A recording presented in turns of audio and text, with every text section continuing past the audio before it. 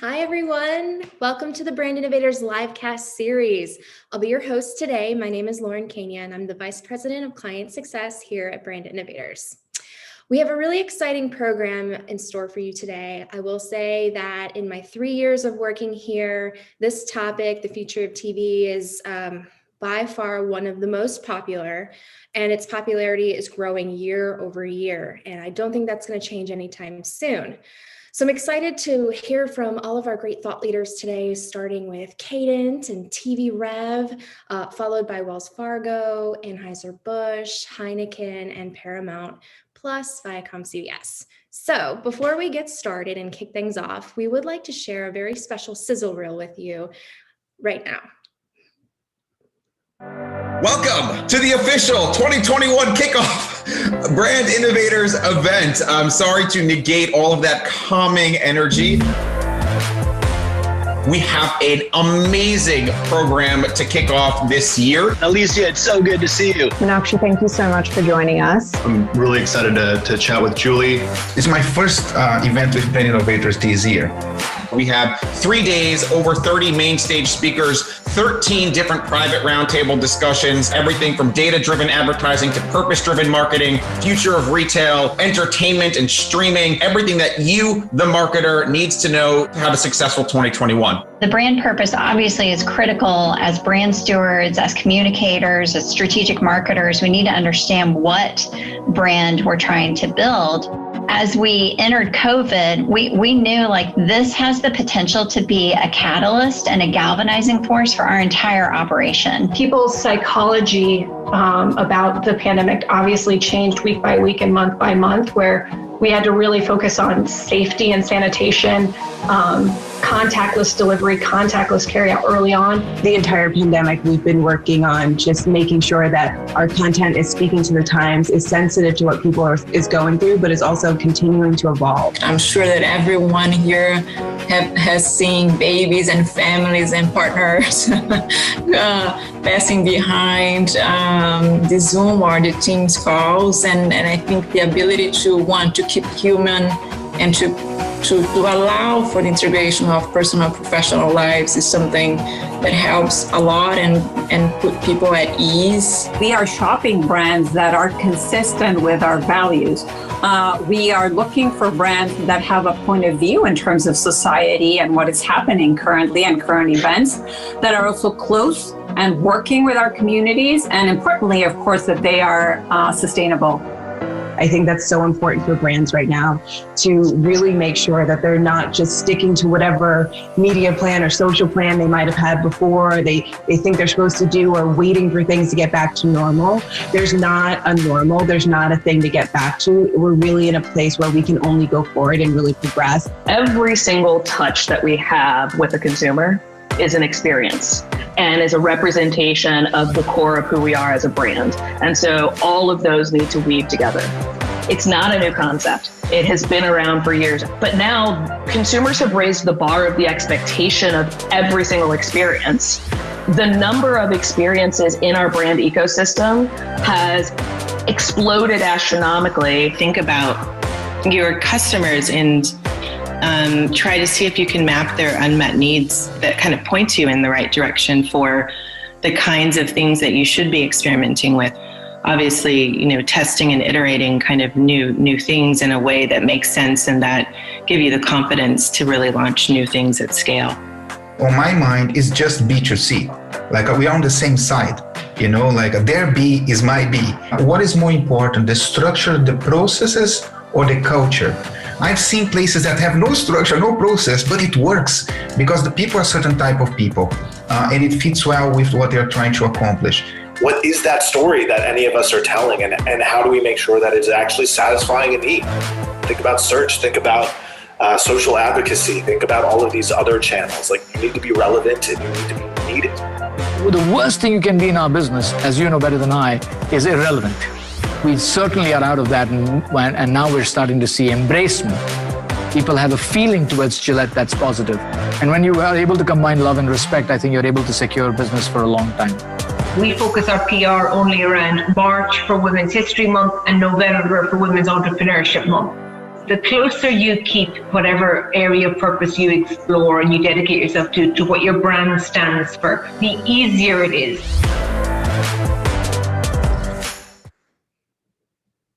All right, thanks to the production team for queuing that up. And now let's get started. So I'm excited for this next session.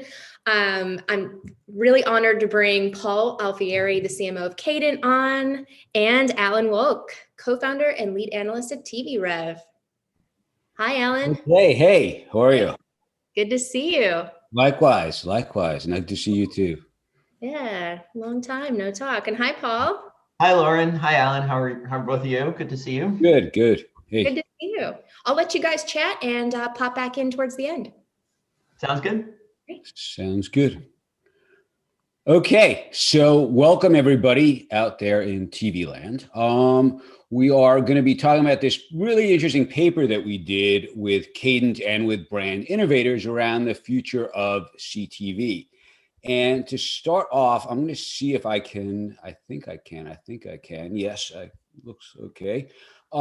This slide, which Cadent has kindly put together for us, which lays out some of the big findings from the report. So basically, just to give you a little bit of background, we talked to a bunch of marketers. This was sort of over the summer and into the fall of 2020 about what they thought about CTV and advanced advertising in general, what they felt good about, what they were confused about, and what their plans were for the future.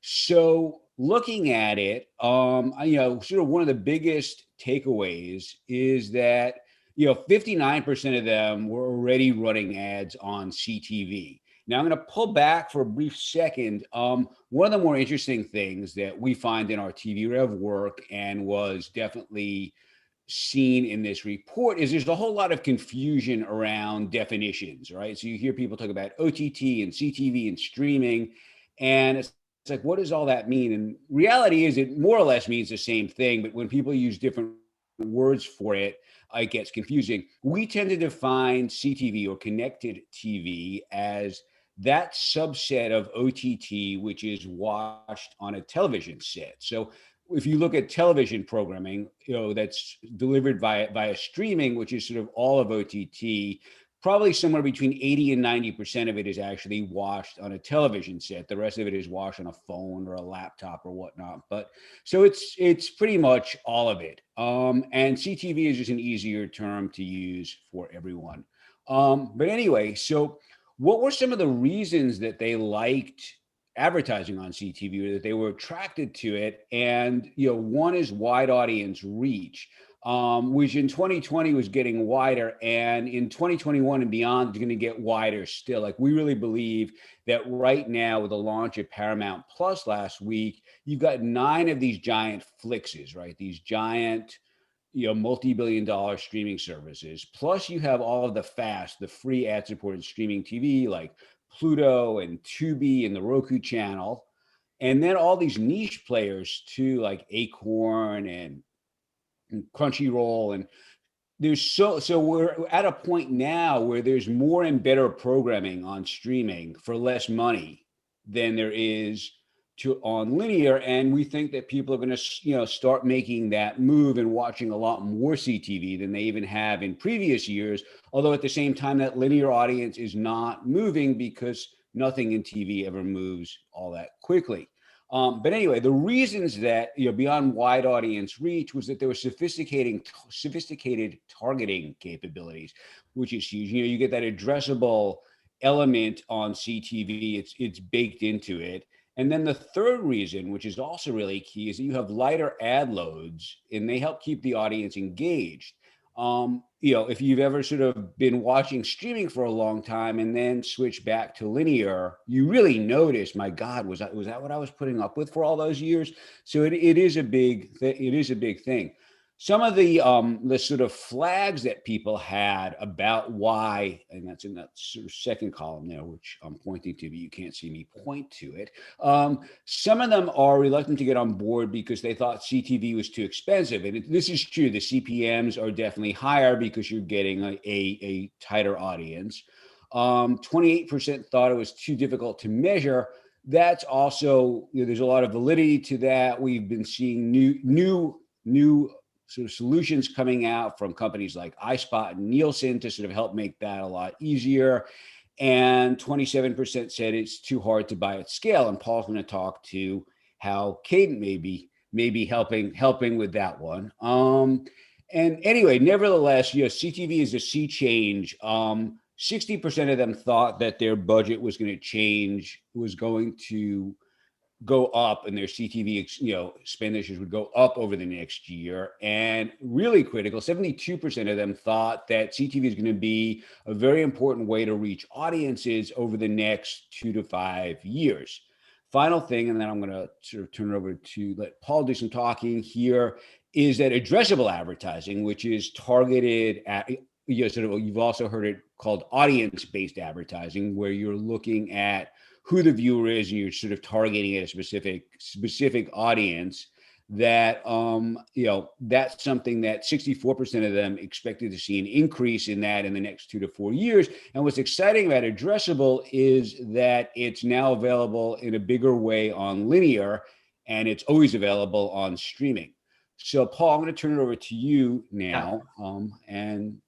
Yeah, I guess we could get started. So first, thank you for that intro and the overview. I mean, it was fun to do this research with you. It was funny when you started. You said a bunch. We had like over 15,000 responses to this project, which was great. What was interesting about it is we did this research at a time last summer, right, where a lot was in flux. And so what I thought was funny about this is, the title of today is The Future of TV, but what you just showed is a snapshot of right now.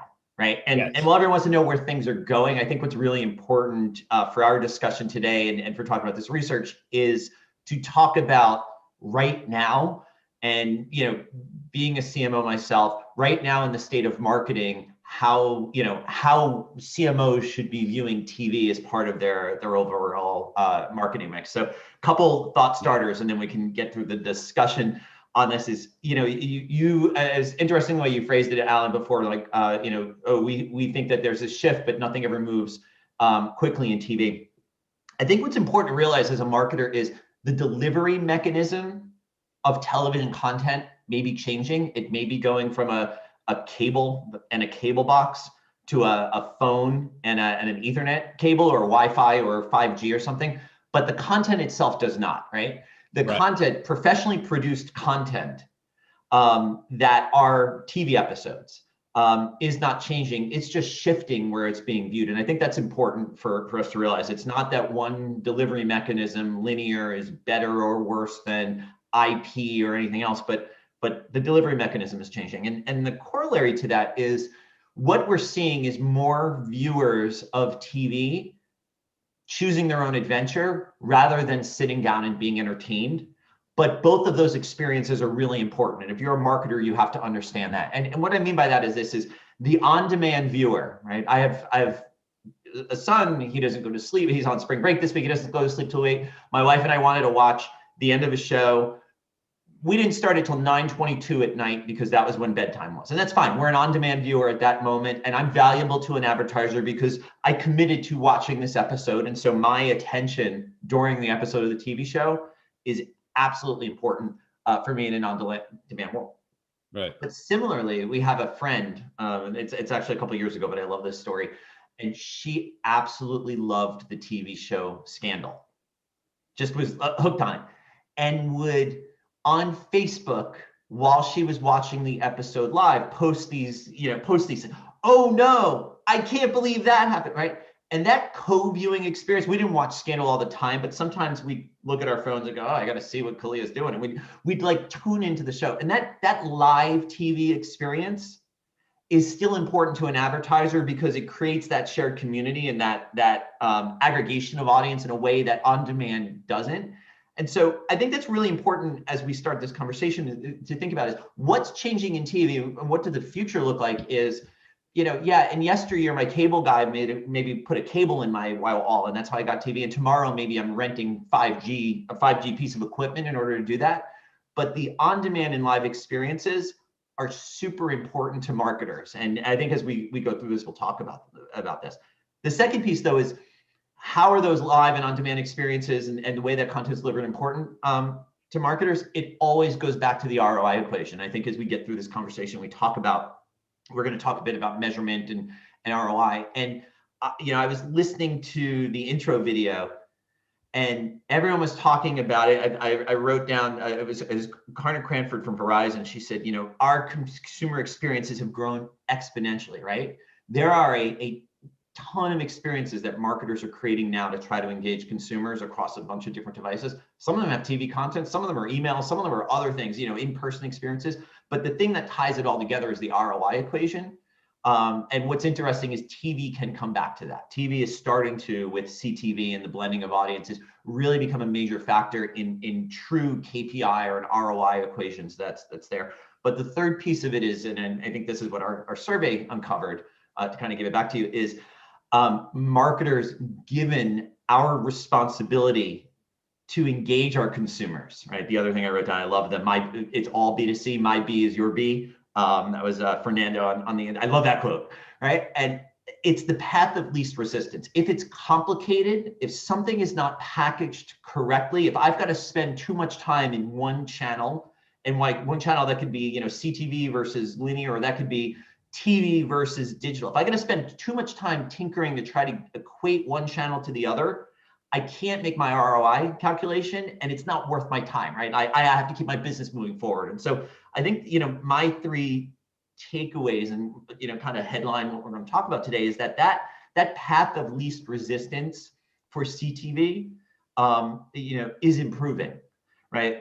But there are still some major questions that marketers have about the efficacy and the use cases for CTV as part of their overall media mix, and then as part of the overall marketing mix, that still need to be addressed. And I think we should talk more about that. And you mentioned terminology, which might be a good place to start, as well. Just, what the heck is this?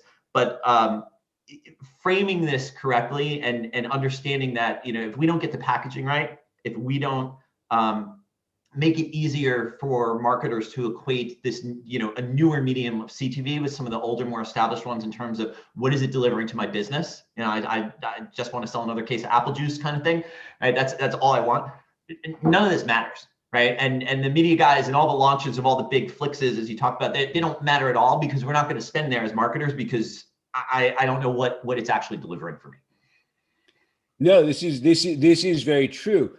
And we're pretty certain that one of the reasons for a lot of the confusion with terminology is you sort of have, half the people who are doing this come at it from a digital, started off in digital, the other half started off in TV. And while there is starting to be this sort of, hybrid element at both brands and agencies, it's not there yet. And you see it in little things. Like, one of my favorite stories about this is, that people who come from the digital end often refer to TV networks as publishers.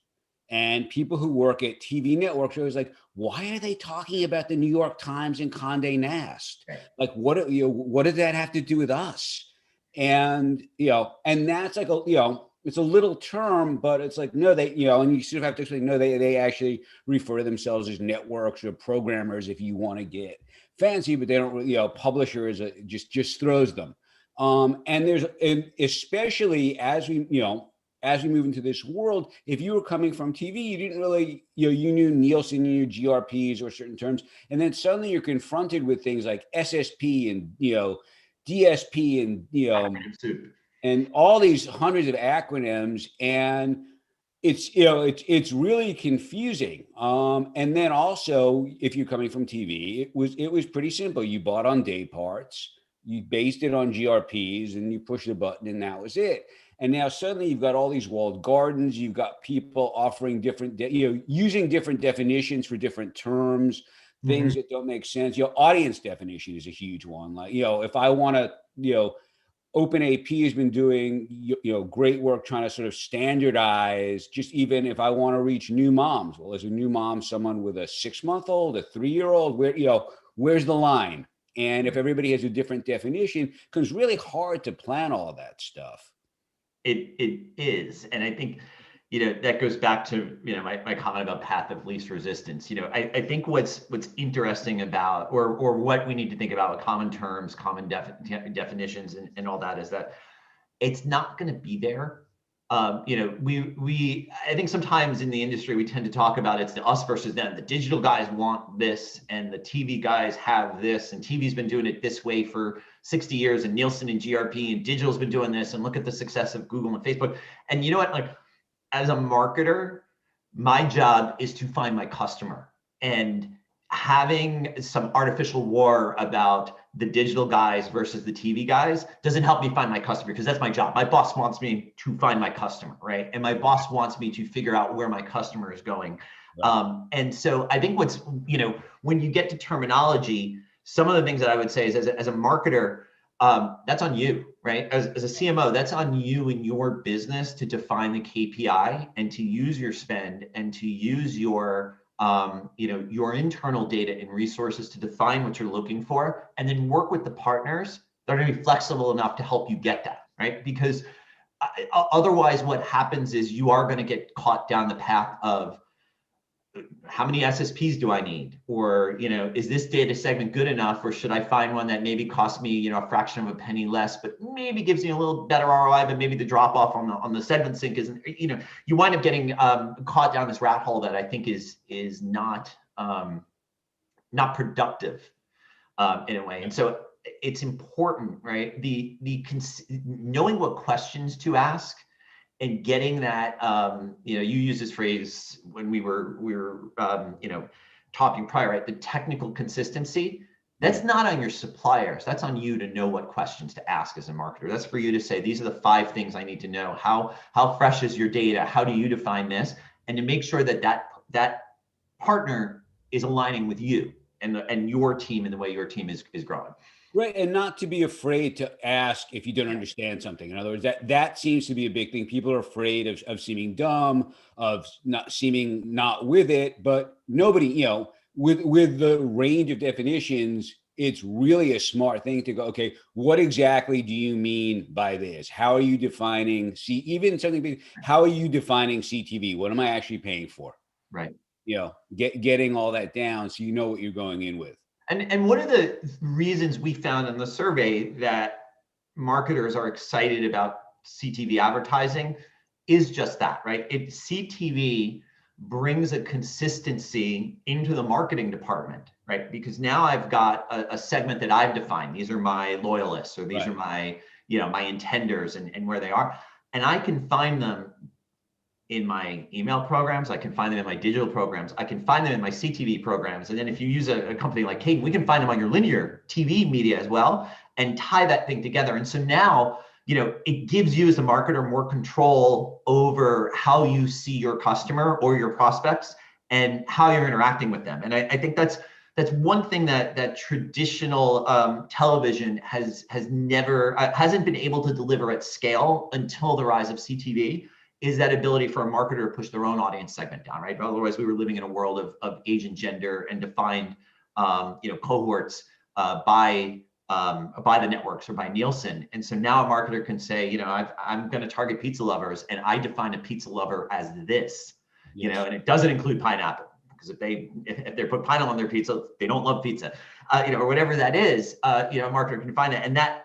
Asking the questions are important, but I think what CTV brings to the mix is that ability to give the marketing department a bit more control over both the buying and then the measurement of all of their TV, and then that consistency across the other platforms. Right. And not only can you define your segment, you can actually bring your segment. You can say, hey, we've got this loyalty program. We've got, all these email addresses, and with the CTV, you can actually match it up and go, okay, we did reach X number of people who were in your loyalty program. Yeah, one of the last year was an interesting year for all marketing. One of the best experiences I can tell you I've had is we bought a company named 4Info, which made a device graph and came with partnerships with DMPs. So we started working, Caden for the first time started working with marketers that had their own segments and their own data management platforms that wanted to bring them into TV. And what was really interesting is, I think after we all got through March and in April and understood that, all right, we're going to have to rethink all of our marketing programs for the rest of the summer, is we saw a lot of rise of use of audience data from the marketer, from the advertiser, being pushed into TV universes that hadn't happened before. We saw a lot more use of those audiences for index TV as well as for CTV. And coming from my career, I was a brand marketer at an agency, and then at Motorola for a while, and then started spending marketing. I started marketing to marketers themselves at a company named Turn, which is a DSP. So I was on the digital side. Now I've come over to TV.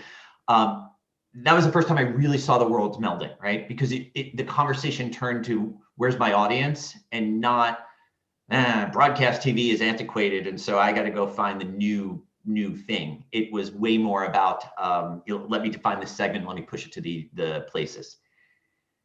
Right. No, that is a fascinating piece. I mean, the other thing that we learned through this, through the sort of the research that we did, is that there's still some fear about the cost of CTV, right? That seemed to be one of the bigger things that people were sort of pushing back on, because the CPMs are so much higher. And I think it's a matter of, sort of one, it's just a shock value because it is a lot higher, but two, it's sort of this education of understanding, like, when you're reaching the exact people that you want to reach, that's worth a lot more. And you're reaching them, when they're watching a show, as opposed to you just sort of, hitting at, okay, a lot of people who are in your target watch this show, but maybe not today.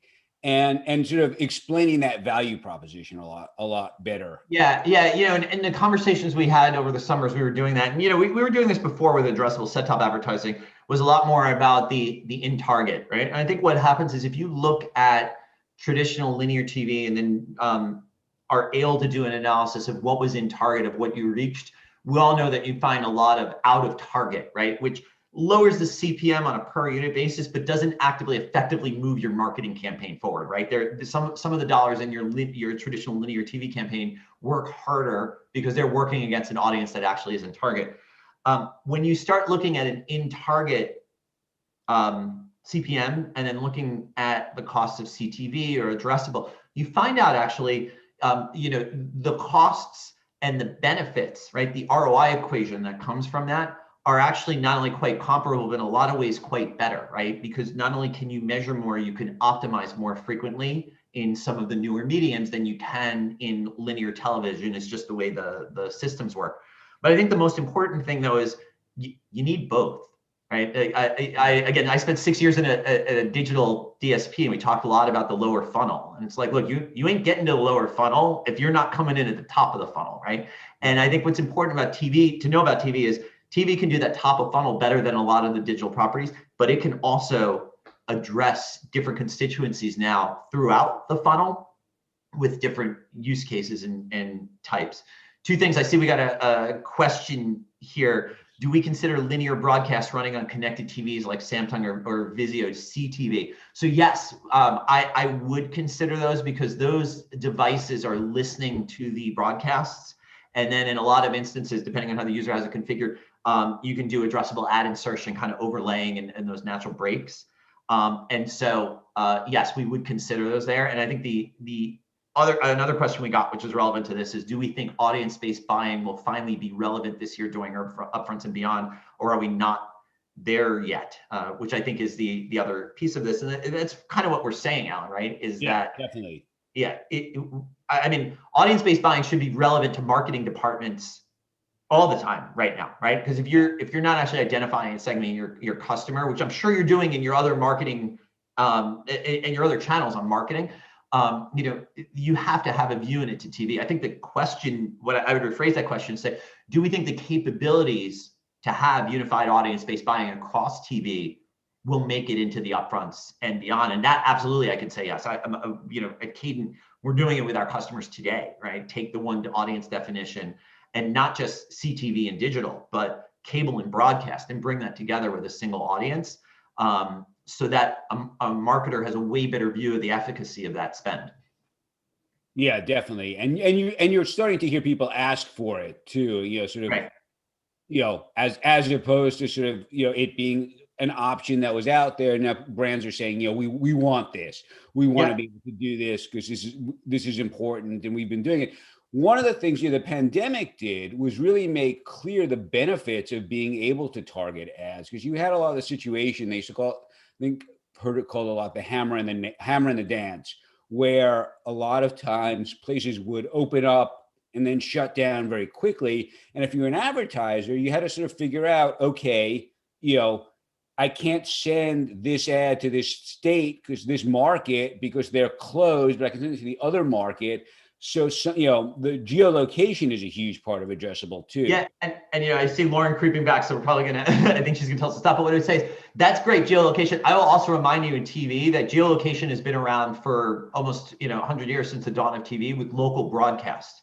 And so again, my point to a marketer is you've got to use the right medium for the right tool. And yes, you can spend a lot on geolocation data to isolate Poughkeepsie, New York, or you could buy the broadcast station in Poughkeepsie, New York on the same audience definition. And depending on your cost and your marketing objective, one may be better than the other. And so, I'll kind of conclude my story by just saying, you got to look at TV differently, right? TV is about professionally produced content with the ability to target by audience or by demographic. And as a marketer, if you don't take control, if you don't ask the right questions and bring your vendors into your view of the world, you're not going to be successful in it, just like in any other medium. So I encourage everyone to read the report because I think we learned a lot from this about where, not only the future of TV, but where things are right now. Yes, agreed. And the fact that a lot of the concerns that people have are being met about measurement and things like that everybody in the industry is aware that, okay, this needs to be solved. So, yeah. Great. Paul, thank you to your team, Felicia, your whole staff for all the work that they did with Alan and myself and my team. It was awesome. A great process. Yeah, we love the partnership. And Alan, I look forward to working with you again really soon. Yes, definitely. Thank you so much. Thank you both. Okay. All right, and I did see a couple of notes. Oh, we've actually posted the report. Thanks to Felicia from Cadence. She's actually posted the report in the chat, so you guys can go ahead. If you're tuning in, you can click the link and download the report there straight from Cadence site. So do let us know if you have any questions as you read through it. We'd be happy to connect you with Paul and Alan to talk further. Yeah, great. Thank you guys. We'll see you soon. Take care. Take care. All right, and now we're going to be bringing on our next panel in a few moments. We're excited to welcome Josephine Chu to the stage. Josephine is SVP and Head of Brand Advertising and Marketing at Wells Fargo. And her session is going to be moderated by Maggie Pelletier, Senior Director of Product Marketing and Industry Lead at Newstar. Hi, Maggie. Hi, Josephine. Hey, Lauren. Hey, Maggie. Hey, Josephine. Great to see you again. Yes. Okay, well, I'll let you ladies chat and we'll come back towards the end to wrap things up. Great. Sounds good. Welcome, everyone. Thank you for joining us. Either good morning or good afternoon, depending on where you sit. My name is Maggie Pelletier, and I'm with Newstar. We work with some of the largest brands in the world to help them better understand their customers, orchestrate the customer journey across channels, and optimize their media and marketing investments, all in a privacy-first way.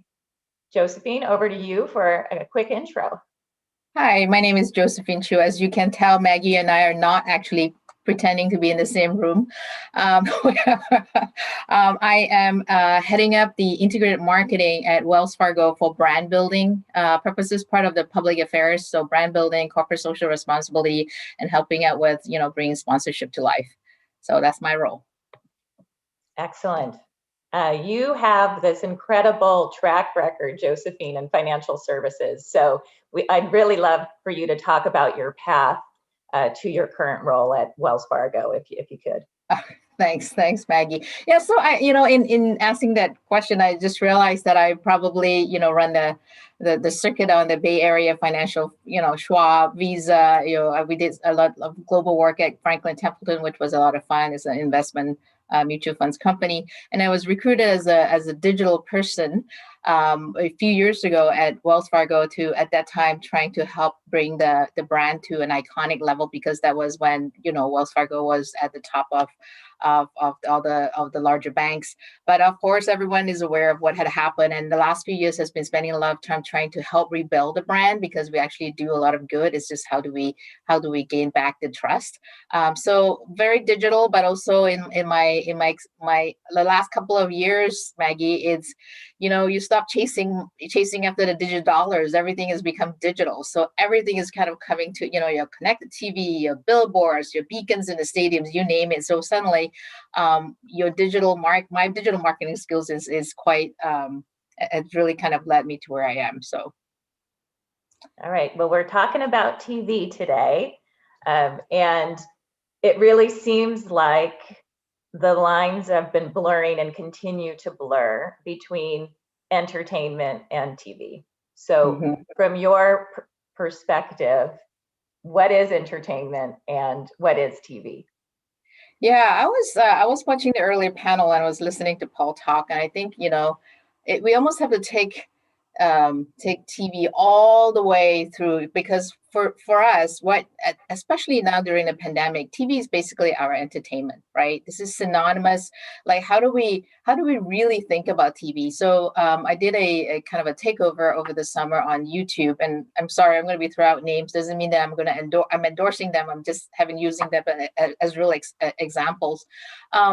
It's a few years ago, you find 70-80% probably your audience on YouTube, where you're trying to create content, is going to be on mobile. But right now it flipped on me so badly. It was like 50% or something. I was shocked, and now all of a sudden I go, if you're going to be creating ads, are you going to be creating it for a very large TV screen, even if you're on YouTube? It's a completely different way, and it hit us so quickly, within a time frame of like a couple of months. Like, how do you react to that, right? So you almost have to think of, I think that TV, what you consider as TV, should be entertainment. You're watching, by this time you're running out of things to watch on Netflix and Amazon. You're watching your K-drama, you're watching your Turkish crime drama and your Bollywood movies, and while you're waiting for The Witcher, right, to come back. But the whole thing is you're starting to look at other things like TikTok. You're like, oh, this is kind of interesting. This is really short content. And then you look at YouTube, you go, they're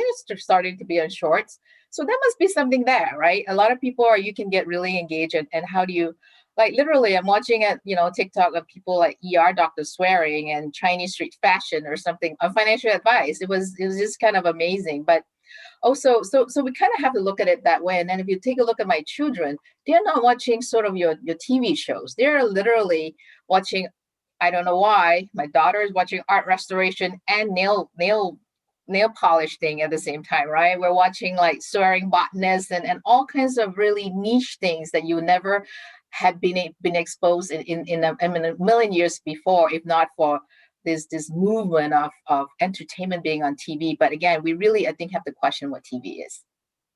So with that in mind, question what TV is, and your team's focus is on TV. Yes. So what does, how has that impacted the role of your team, and their focus? And so much has changed, and exponentially and quickly in this past year. What does success look like for you and your team now? That's such a hard question this year, right? Because, traditionally you've always tried to lean in on sports and music because that's where people's passion are, right? They're really passionate about is live events. You get to be there and you get to be part of the excitement. You get to be around, doing ads that fits into NBA or doing just something fun and contextually relevant. But last year was such a big challenge, and I think we're gonna with vaccine and everything, we're gonna kind of come out a little bit different this year. But last year it was so hard. It was literally so hard. We couldn't do any production. We couldn't, but still we were able to continue to push in on some of the things like like the daily, shows, we're still able to push into that, and I can talk a little bit later about that. And also, a lot of the when live events started coming back, we were trying to move into that a little bit earlier. So I think it's a lot of we can there's a lot of definitely like efficiencies and whatnot of how you can watch talk about TV, but I think the content part is how we're kind of talking about success in that. Even trying to get a TV ad out right nowadays is really important. Very difficult, I mean, is what I meant to say. Yeah. So Yeah. I think success is how do you get attention, right, to whatever it is that you're putting on TV or any other integrated points of marketing. Yes. So how do you get attention? And, your role is to build the Wells Fargo brand. Full stop. Right. So I have to ask you, how does one do that when in the past, as you mentioned, you've relied on tentpole events like sports and live events. So how do you do that in a world where traditional media events have been few and far between this past year due to lockdown, plus our industry's increasing focus on performance versus brand building?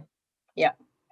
How do you build brand? And as the earlier panel said, you really have to do the full funnel. I mean, they all interplay.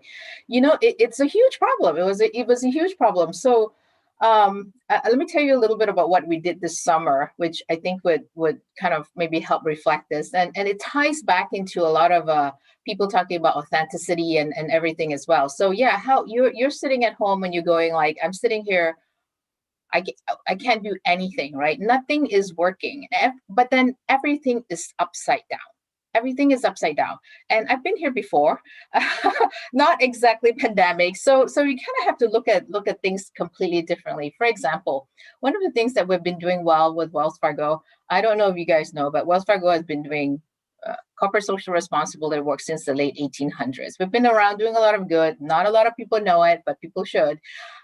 We've been doing a lot of helping a lot of people. So a few years ago, when we embarked upon this working with helping food banks, right? We were doing some crazy logistic things like moving, bringing in, helping collect food from all of our 6,000 branches at the time and delivering it to 600 food banks. And then this summer we were taking, and that program was very difficult to put into place because, suddenly as a marketer, you don't usually work with logistics, but suddenly you find yourself doing that. But this year, because we've been looking at that space for a little while and doing these pretty successful campaigns, in the beginning of this year, we started looking at all the people who needed help with food. You see these long lines, 7-mile lines in San Antonio. Like this is all the way back in like March. And in talking to Feeding America, we knew it was going to be a really, really big problem. Now, 1 in 7 Americans have a food insecurity problem. And they were moving the needle to 1 in 9, but the pandemic probably caused us to be something like 1 in 6 and 1 in 4. And you kind of know this, and you have this problem in front of you. You're trying to help solve your company's trust issue. You're trying to solve. Maybe there is something you can do to help the community as well. So it was very hard, but we couldn't do something we were doing for 3 years. Suddenly we decided that we were going to, and we did research, right? We go like, what do you want Wells Fargo to do? The number one thing, for some odd reason, is helping food bank, maybe because of the campaigns in the past few years. We flipped that on its head. We realized that, we have these, so many branches. Let's go ahead and open up these branches. And let's go ahead and have people drive through and partner with food banks so that food can be put into your car and then you can drive. So we were able to, an amazing group of people at Wells Fargo working on this, definitely not alone. These people are just so much people, so much heart. We ended up with 215 food distributions across 35 cities. We went, this is something I really want to press. Sorry, I'm talking so much here, but it was also at the time of BLM, and it was also a time of, that the pandemic has affected African American and the minorities a lot harder. So we went out looking at heavy African American locations first. You have like Atlanta and Oakland and Philadelphia, and we tried to move into this space. And we were even in, which is starting to become a bit of a food desert over, and where they had protests in Minnesota, in the Twin Cities. But we were also going in there to try to help, right? To do our part. I mean, we're not helping people help people, right? Not necessarily like we're the hero or something. But all of this is to say that you have to work really, really hard nowadays to come up with what is authentic to your company, and that time is we're using all our resources, branches, whatever, to come up with ideas that will really pop and that people go, wow, of course, it's so natural. That's what they should be doing. That's, great job. So we got a lot of kudos. We had exceptionally good social, like with 90-something% positive sentiment, which we never get, right?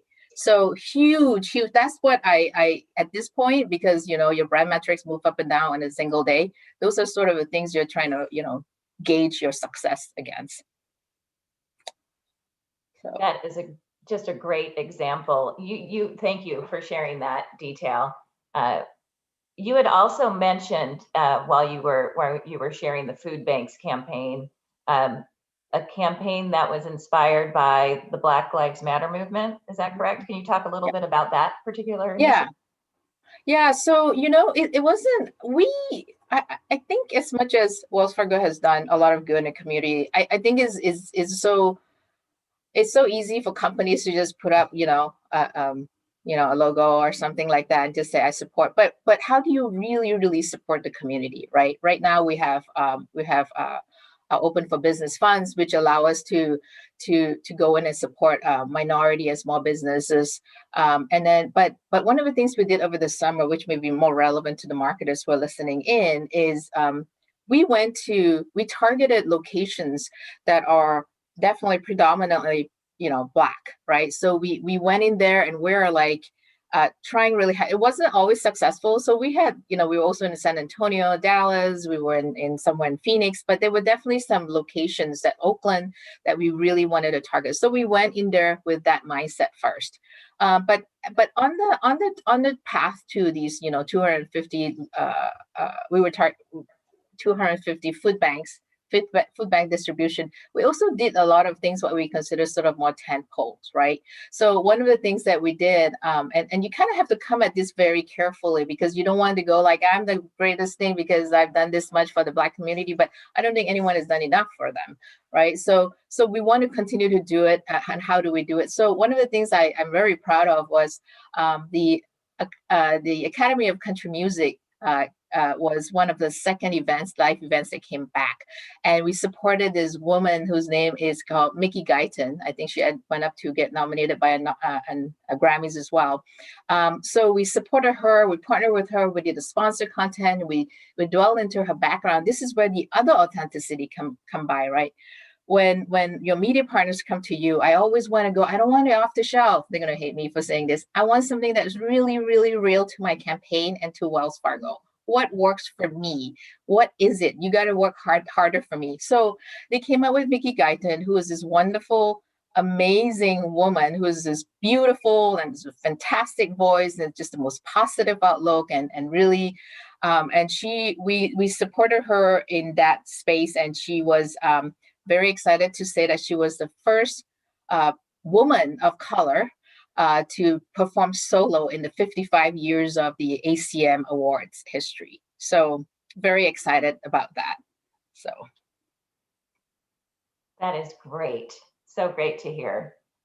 So sounds like two successful, really, really successful, really big initiatives last year. You said something the other day that I really loved, which was in marketing, if you can't measure it, don't do it.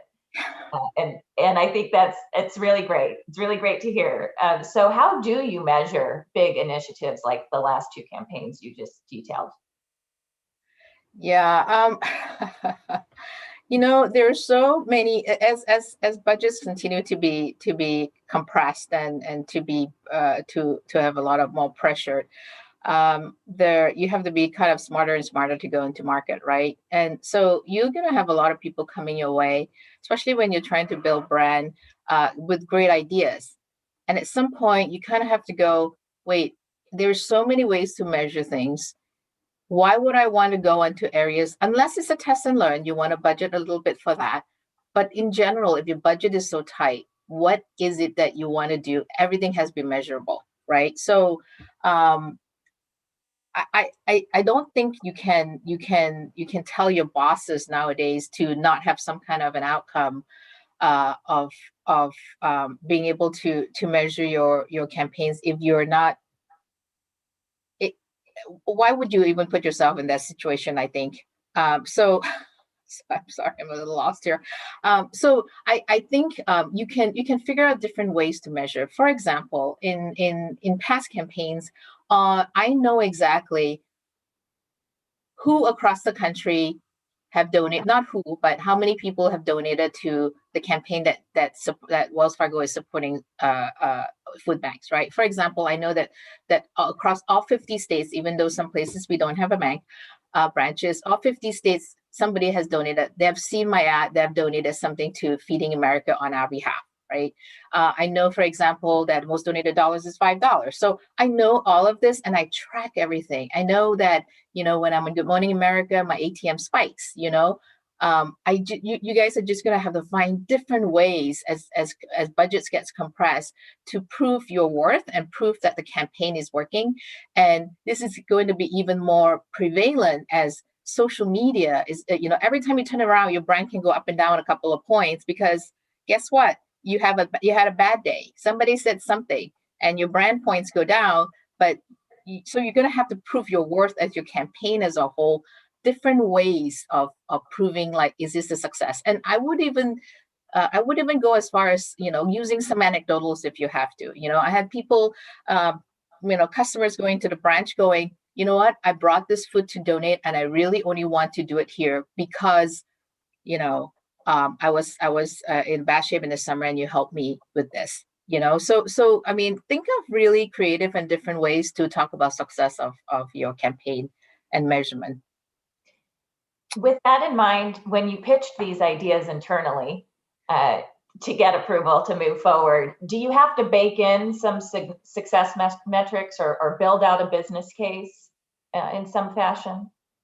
Yeah, you definitely do. I'm fortunate in that they have some trust in my ability to, because I'm a fiend in measurement. Being a digital marketer at heart, I track a lot. I'm always harping about measurement. In fact, at the start of the campaign, one of the things that even in your briefing session, you should probably put it there. But at the start of your campaign, the measurement team is on the same is on the way on day one. I mean, you're always talking about measurement and you're always telling your team to bring in measurement. So by this time, if you have your team to bring in ideas, including your agencies, with measurement in mind, it's probably a lot easier for you to sell through your campaigns because you're thinking about the end result in mind. Now, you may not be able to hit it all, but you're gonna, but people, your senior management will probably go, wow, okay, they have a plan. She or he has the whole plan. What else do you want?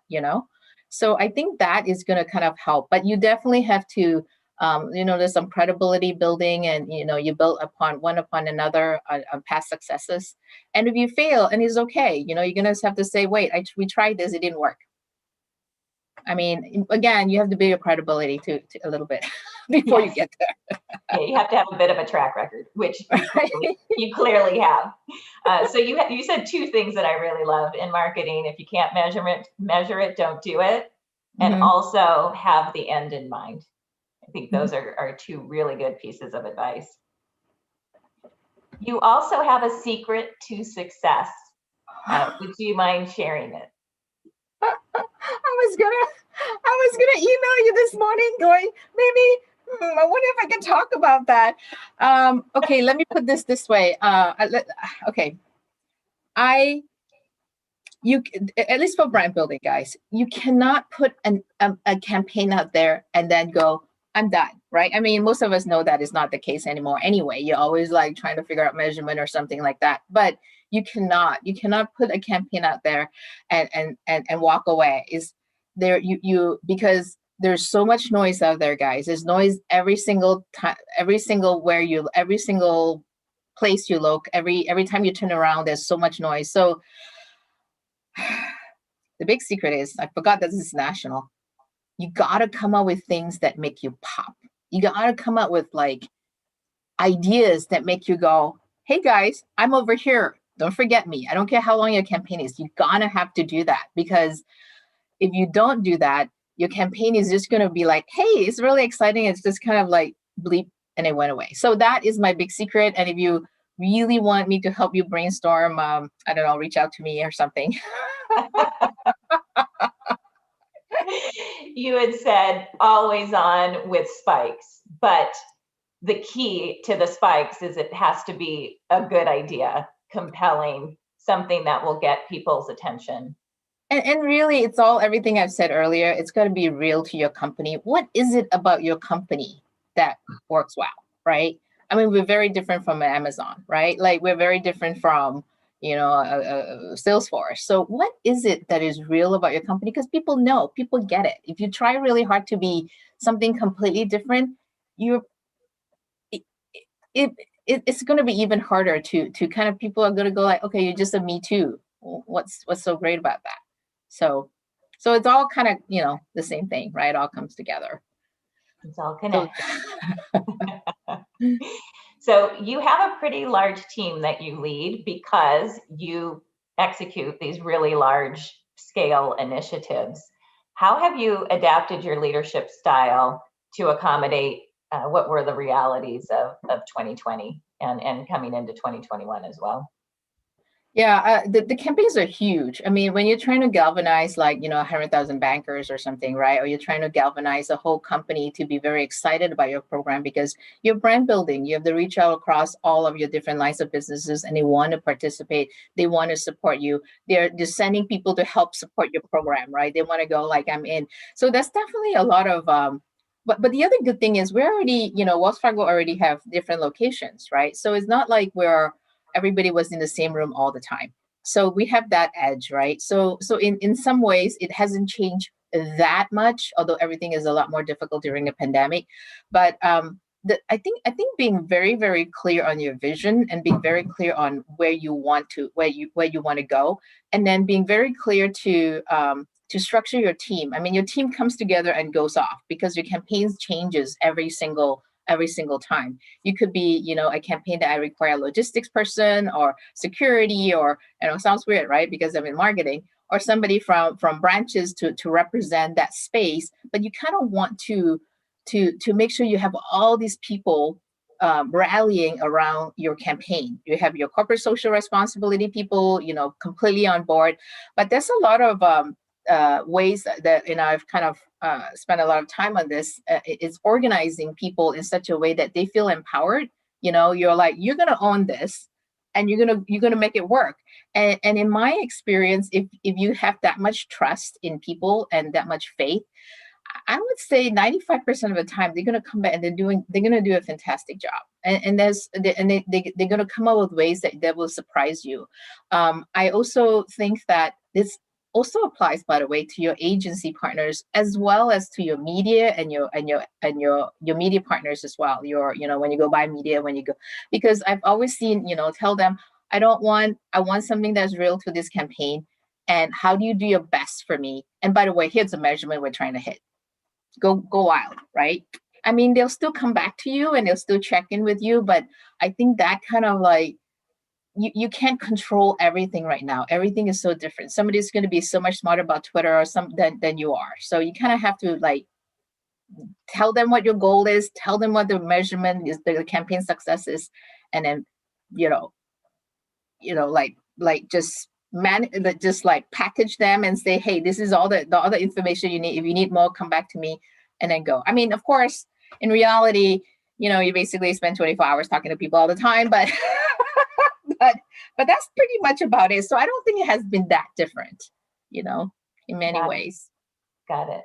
Yes. So you package up the vision and the marching orders, but then you allow people to lean into their capabilities to come up with ideas that support your vision and how to best Absolutely. Otherwise, you're never going to run a campaign that big and that complex. How are you going to get it? I mean, sometimes it's so hard. It's so many people, but also give people some room they are smart. They think, they want to do things, just trust a little bit. So have faith. Have faith. I like that. You mentioned test and learn in a previous answer a little bit ago. And I think you experimented a little bit with connected TV in 2019. Can you talk a little bit about what did you test and what did you learn? So that was during the Reestablish campaign. We had a bigger budget then. Of course, we were trying to, have rebuild our brand, and it was a really, really, it was very. It was a very important campaign.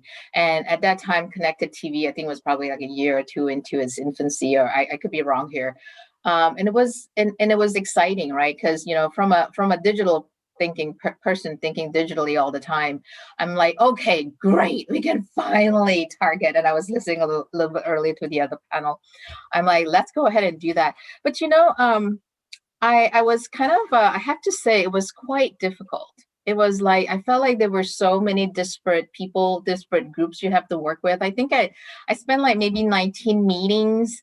I think our media partners spent probably even more than that, double. It was so hard, and in the end, we ended up with having this company was kind of aggregating for us because it was hard in every single aspect, like the planning. We didn't have enough reach, and then after that, the measurement. We have all the brand studies, but then we were like, here's all 7 brand studies. How the hell do you consolidate all of them? Sorry, I think I just swore. How do you consolidate all of these and make sense out of it? Meanwhile, that's just one of your channels, right? It's just one piece of one of your channels. It's not even the whole channel. Like it's your TV channel or digital, whatever bucket you want to put it into. But it's one slice. And then you start to go, well, how much time do I have to spend on this to prove the worth? And is it worth? So it was great. We tested, but I would probably want to wait a little bit for the maturity before, we have such limited resources and limited funding now. So it's difficult to step back into that, And then again, people are watching TV using the TV as a screen. So that's probably where I'm at this point. I think it's exciting. I think if we can do more targeting in a much more seamless way, but so that's kind of where I'm at. So maybe more of it in the future than today in terms of budget, but also in terms of maybe it evolving so that it's a little bit more efficient and seamless in terms of process. Yeah, because as I track everything, and to be able to try to say, and it's not right. I mean, in order for it to be successful, I think you kind of have to put some money behind it. But for us to, where do you want to spend your time? Where is the return on your effort, right? That's really where it's at. Yes. We have actually 2 good questions that have come in through Q&A that I wanted to throw your way. The first is, when it comes to communicating with your consumers, how do you think about brand purpose and how does that impact your approach to marketing? I'm wondering if one of my peers wrote that. No, I'm just kidding. Putting you on the spot, Josephine. Yeah, that put me on a spot. You know what? I think if your company has a purpose, what is that purpose? It's not that hard. If you have that purpose and what that purpose is, and then you're going to kind of create campaigns around it. What I don't think is right is if you come up with something and you almost have to let it kind of permeate the company a little bit. And again, it's going back to really basic stuff, right? What is it you're trying to achieve in that campaign? Because I spent all my life in campaigns, guys. I can probably work on, throw me any campaigns, I can probably do it for you, but it has to be complex and interesting. You have to, you got to have a solid brief, just the basic stuff. You got to know who your audience is. And then you kind of have to let your team, including your agencies, go think a little bit, go a little bit wild, go a little bit out, go give them the space to come back with campaign ideas that are out of the box, really different, something that your company may or may not have thought about before, because otherwise we're all running the same campaigns. And then we'll just might as well, I mean, I don't know, just it's no fun. So I think if you know what the purpose is, your purpose, and then have that as your guiding, your guiding light, and then brainstorm. I would brainstorm and come up with different things. I wouldn't think that, don't think that you know it all, because the world changes so fast. you're not going to be able to, what might be relevant yesterday is not going to be relevant today. So you're going to have to keep up with it. So that would be my answer. Great. And the follow-up is around authenticity, because you talked about that a little earlier. So I want to throw you one more question. Yeah. How do you promote authenticity within your purpose-driven marketing strategies? Wow, the word purpose is like the biggest jargon right now, isn't it? So yes. Okay. Okay. How do you promote authenticity? I don't think you can, just like as human beings, right? People know when you're fake. People know when you're trying to be something or somebody you're not. I think the same with the company. I think if Wells Fargo tries to be anybody but Wells Fargo, it's going to be hard. But people have a perception of you though, and the perception changes over time, right? People used to trust us a lot, didn't trust anymore. We're starting to rebuild our trust. We're starting to get back there a little bit more. But where is that? And you almost have to ask for permission, right? You almost have to go, at this point of Wells Fargo, is that right for us, right? Do people think that we can do this? And what is real for Wells Fargo? So, for example, I'm trying to think of like a campaign, like so. For example, I'm just going to use this example. I'm just to throw it out there. So, like Amazon donates a lot of money, right? They donate a lot of money to Feeding America as well, but they can't run the same campaign as us because they don't have branches. I mean, they deliver, they have great logistics, but they don't have branches. So at Wells Fargo, we have branches. That's what's real to us, right? I can say, hey, Maggie, go ahead. When you go out to our ATM, we're making a drive for Feeding America. Would you like to help? Would you like to be part of this? You're like, yeah, sure. I would like to, $5, whatever that is. We have ATMs, right? We have all those things, but we also have a lot of people who know financial. How do you tap into that, right? People who will help you, who should help you, who will be helping you to get better with your financial life in general, because a lot of it has to do with money. So how do you bring the authenticity? And I wouldn't go and read somebody's book. I would go and do your homework. Go ahead and work really hard. Challenge your creative team to work really hard. Challenge your own team to work really hard. And challenge your media partners when they come and propose you things to go, what can you do that's real for us? And they'll tell you. So that would be my answer. That's a great answer. Thank you. Now let's pivot to some fun questions. Okay. I put you on the spot enough. So we're talking about TV. We can't talk about TV without asking you, what are you watching these days? I'm going to probably embarrass myself. Let me see. I just finished The Expanse.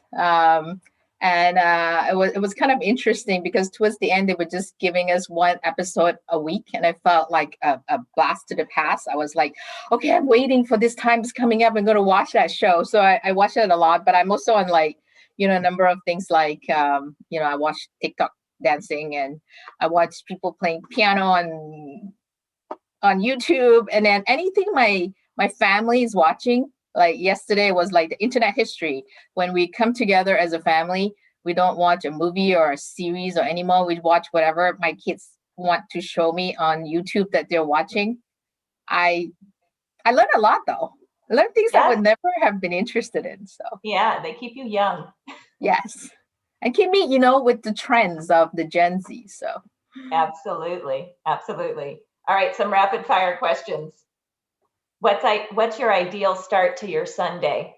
Is it a gentle start or a jolt? I say jolt. I'm taking, but not so much exercise, but I'm drinking a lot of juice. Any caffeine in that juice? No. I actually, I'm starting to drink coffee again on the weekends. It's been a tough pandemic, so. Yes. Do you have a soundtrack of choice? Okay, this is quite silly, but I'm going to tell you off anyway. Only very few people know this. I don't actually have a soundtrack of my choice. What I do have is when when I have to tackle a really, really complex problem, like really, really complex, what I like to do is I only like to listen to one song, and it's canon in D, and there's only one variation of it. It's just one arrangement, and I've just added another arrangement on. There's only two arrangements, but for some reason, when I put that on my glass of wine, I can solve almost any problems that have been put in front of me. So I think it's a monotony on the cello side. I don't know why, but that really helps me. So two different arrangements of the same song. Of the same thing. It's kind of embarrassing. Well, I did not expect that answer. That is a good one. Very unique, Josephine. Just real quick, because we only have 1 minute left, I really would like to know what you're dreaming about doing post-lockdown. Oh my God, I so want to travel, and I want to have drinks and dinner with my family and friends. Really boring stuff like that. And of course, like, Witcher season 2.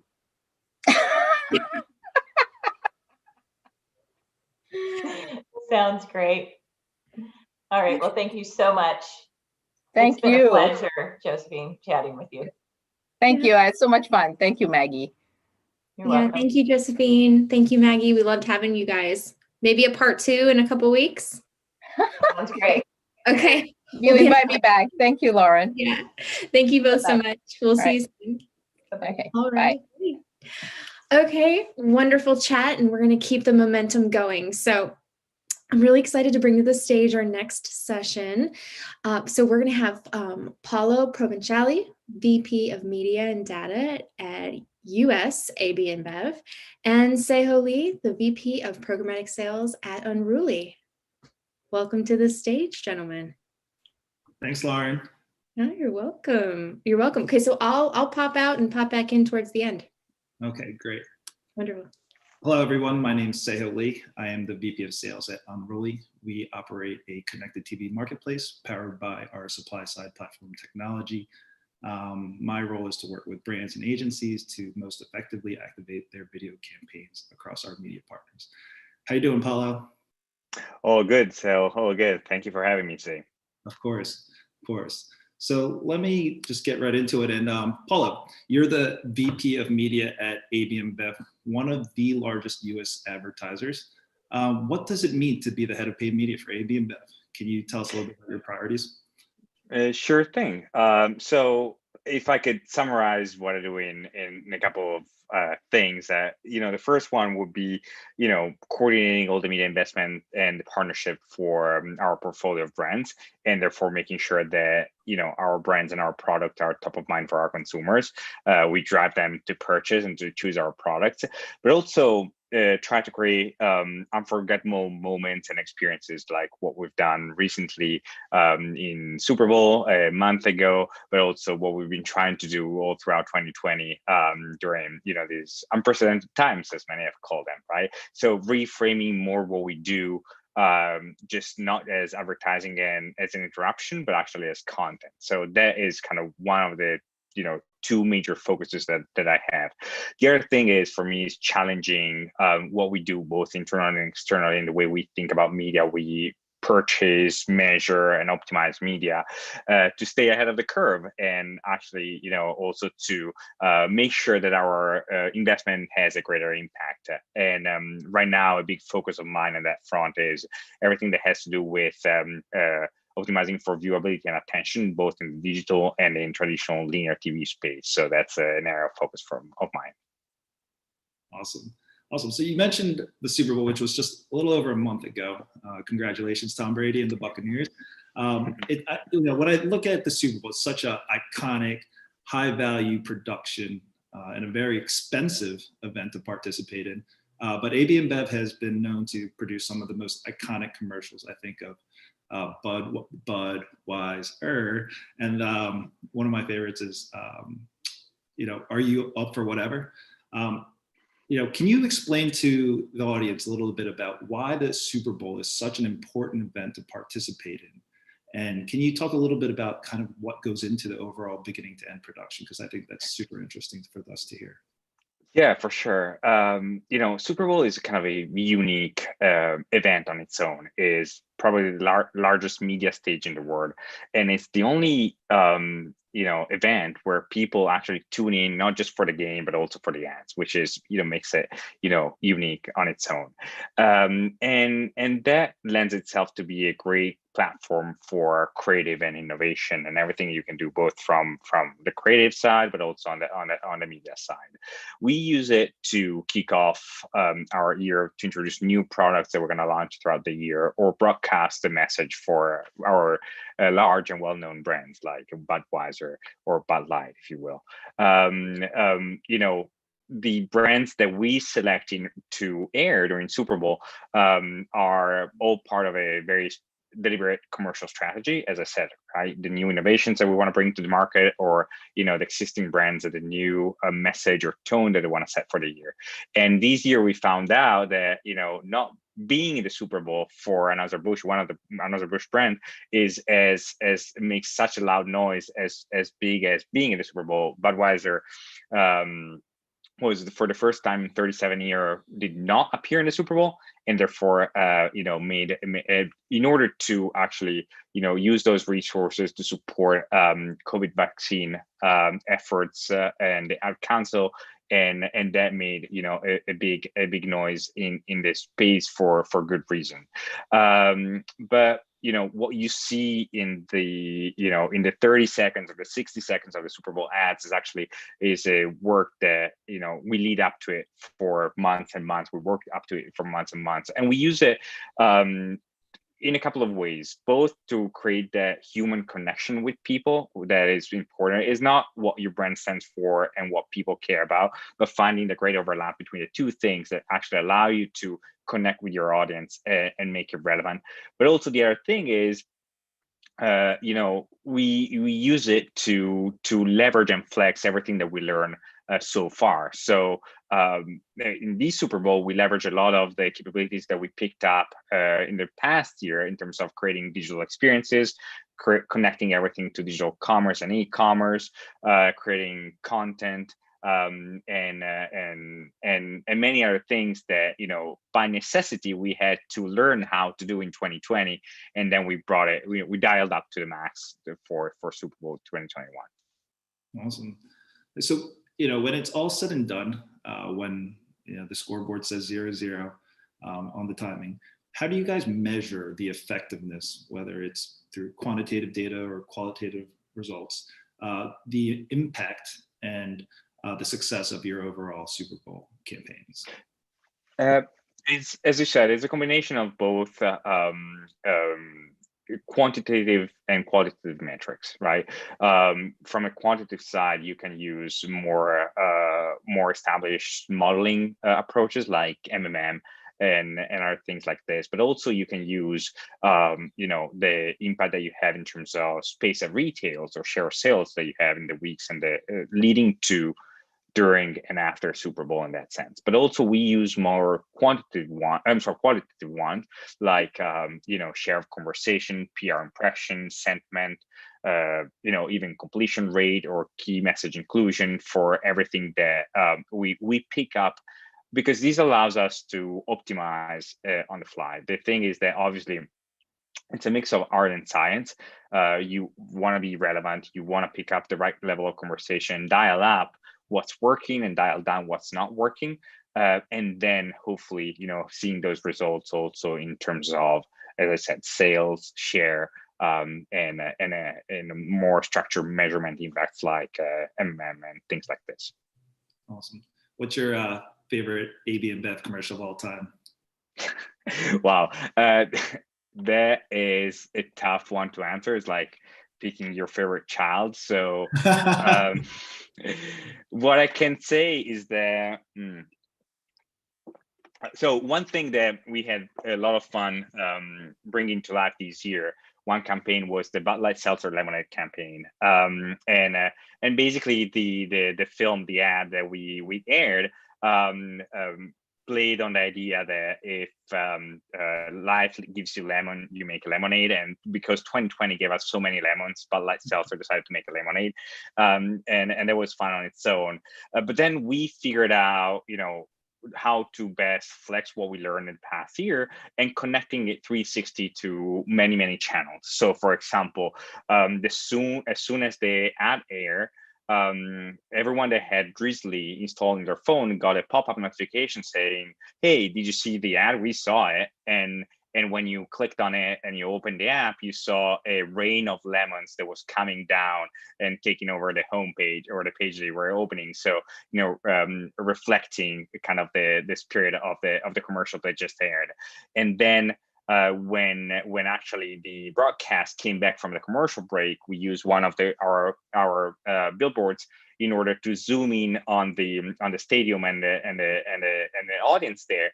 And there was a guy, a famous meme called Dude with a Sign, that basically held up a sign saying, when life gives you lemon, make lemonade. And so it translated, what we showed in the ad perfectly into the broadcast and brought it, into the game.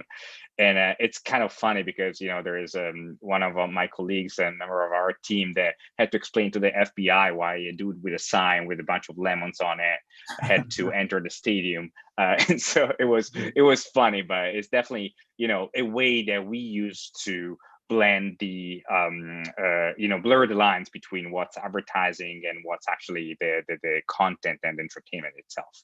Mm-hmm.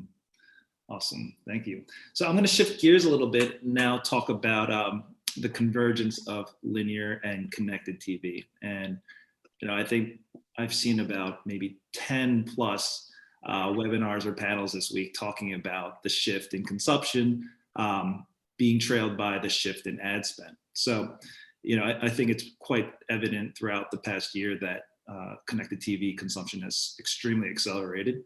And we are seeing a slight or a decent decline in linear television.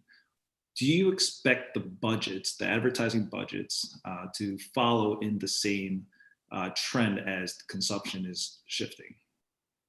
Absolutely, no doubt about it. I think that we're still in the early stages, obviously, of these channels of connected TV, and there's a lot to be figured out. But the trend is inevitable, and I think that has it happened, for example, with mobile in the past or programmatic in the past, I think we're going to see the same trend. We see a spike in consumption, and soon after, a catch up in terms of advertising spend and reshifting of the media channel allocation.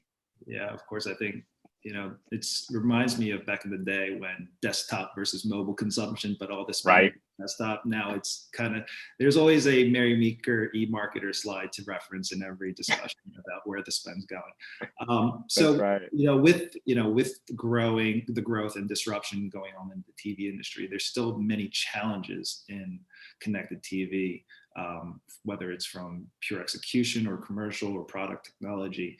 What do you think are some of the biggest challenges in connected TV as it is today that need to be addressed in order to help accelerate the shift from linear to connected TV spend?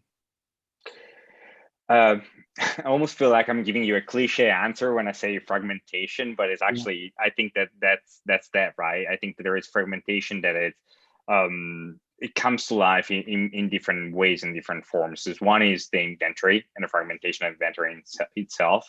And, and that's the reason why starting even before we started doubling down on connected TV, we invested a lot in supply path optimization on the programmatic side, because it allows us to better navigate this space and understand how you can access the inventory in the most straightforward way, but also establish more meaningful partnership with all the players that were adding the highest amount of value in the value chain.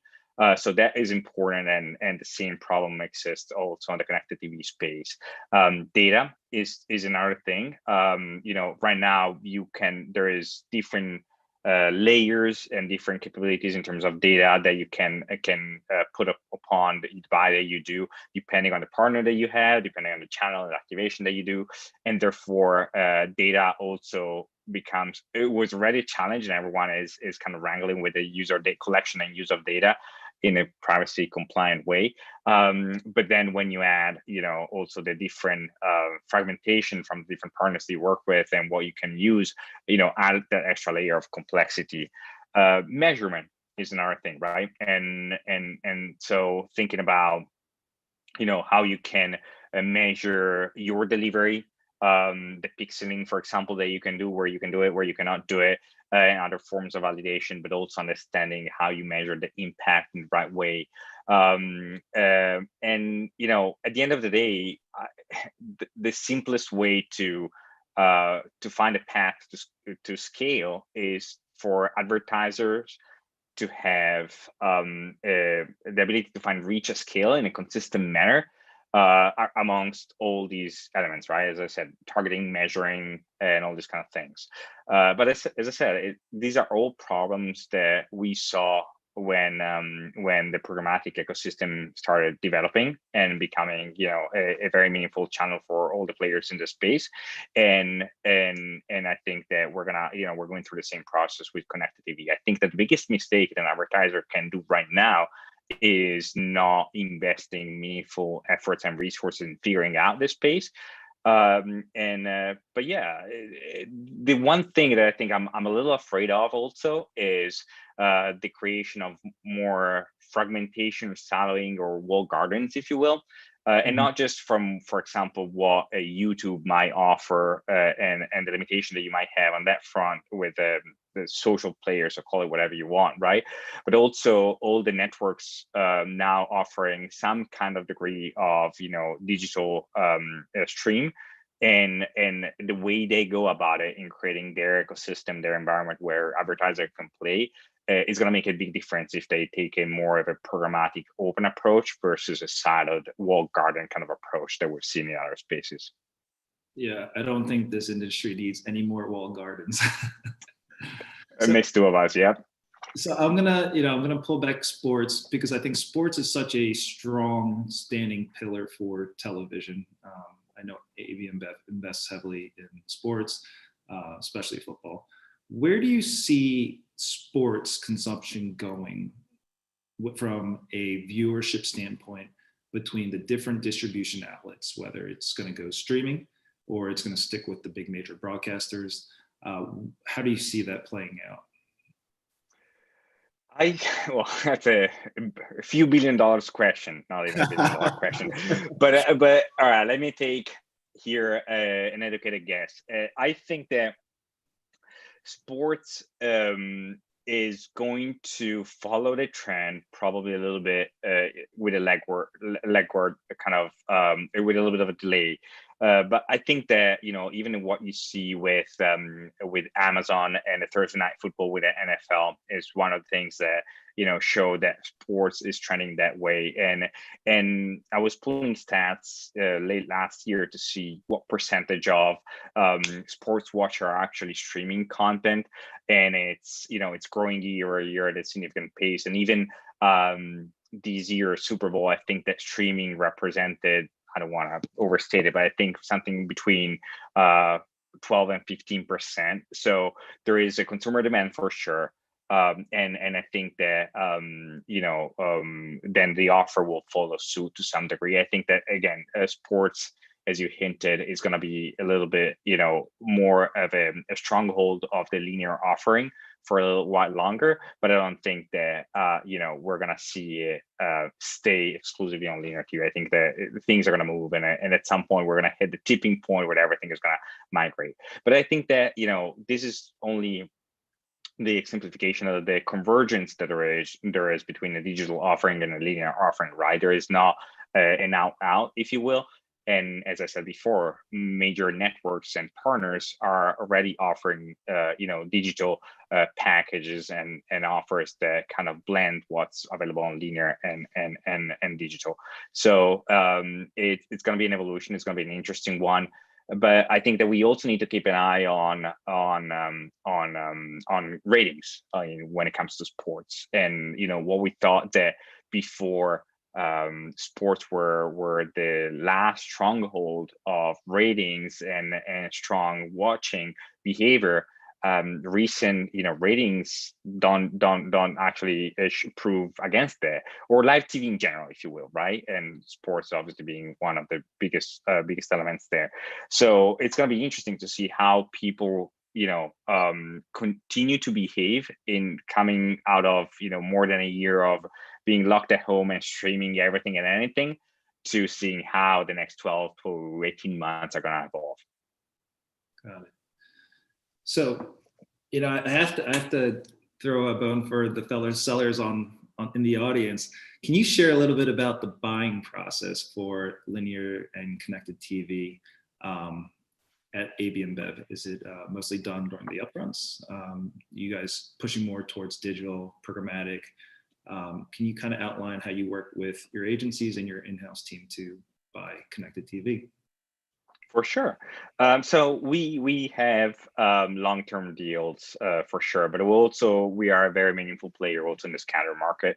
And the way we do we do our buys through our agency of record, Dentsu, is in a very structured and coordinated manner. What we use is a waterfall approach that basically takes into consideration qualified reach, pricing, but also, as I was mentioning before, we also now layer on viewability and attention metrics in order to understand where there are the opportunities for,